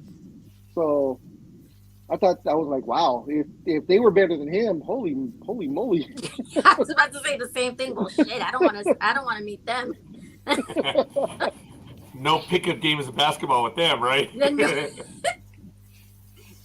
But I think it's great that a high profile person such as he, is buying into the WNBA. Who needs the whole WNBA needs to be uplifted more. I mean, these women are so underpaid. The fact that they have to play the entire season, getting paid whatever they get paid, and then they still have to go overseas to earn a living, and play elsewhere in the world because the WNBA doesn't pay enough. And they don't even get if I remember correctly, they don't even get a percentage of the jersey sales, of their own jersey sales. Really? Yeah. Oh, that's if I remember correctly, either they get no percentage, or they only get like 2% or something like that. Something outrageous.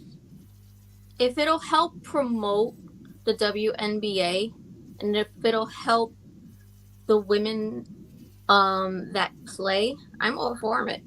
Like I have no problem with it at all. Same here. At all, especially since if his sisters have played, then all the more reason that he's going to put in an all-out effort to help these women and to help promote the sport. So by all means, run with it. You have that platform, you have that money, you were given it for a reason. Do it. I appreciate that. Is there anything else, Anime Girl? This is the first time that is everything cool with you guys? How's Mom doing? She's just finished a course of injections for vitamin B12, which knocked her for 6. But other than that, she's doing not too bad for somebody that can't walk and can't see anymore. A vitamin B12, huh? So is she like throwing a 96-mile-an-hour fastball? And verbally, yes. I mean, I was on the I was on the receiving end of it yesterday, actually. But there are several players that took B12 for some reason, But what do I know? It's all right. She had a pot shot at the nurse, and I had to step in between, so I caught it from both sides. She took a shot at the nurse, huh? Wow. She's a typical, what I would call a typical Scottish female, i.e. she says it like it is. Yeah, she says it as it is, and if you don't like it, tough. Get on with it. Wow. Where I pick it up from. That's where I get it from. I pick it from my mother. We say it like it is. If we don't like you, we'll tell you. If you said something, Oh yeah, you we'll have. tell you several times, Roger. But you know what I mean. Yeah. A little bit. It's a case of we're brought up to be honest. If there's something not sitting right, we'll say, "Hang on, that doesn't sit right. It's off." I'm sorry, I didn't mean to interrupt. I told the story that I've known Aisha, maybe 10, 12 years on the internet? It's been a long time, right? Very long time, yeah. And she was very selective with her comments at first. And I didn't know where she was from. So the way she would write it, I was like, whatever, bullshit. Yeah, I didn't understand the comments. And then when I finally realized where she was from, I'm like, holy shit, that was pretty funny. And I commented, Aisha, one time when you weren't here, and man, boy, did I misunderstand the comments. Because most of the time, I didn't respond to them, right, Aisha? No. Your microphone went again. Oh, okay. Well, it's time. Maybe that's time for me to go. Folks, Sports Talk with the Guys. Big Tanya, thank you. Aisha, thank you. We're going to be on next week. Big Dog, take us away. All right, guys. Have a safe weekend. Enjoy your sports. Enjoy your time with your family and friends. And, of course, don't drink and drive. You decide to drink. Don't get behind the wheel. Call a friend. Call an Uber. Call a Lyft. Call somebody. Just don't get behind the wheel. Be safe, everyone. Peace and long life.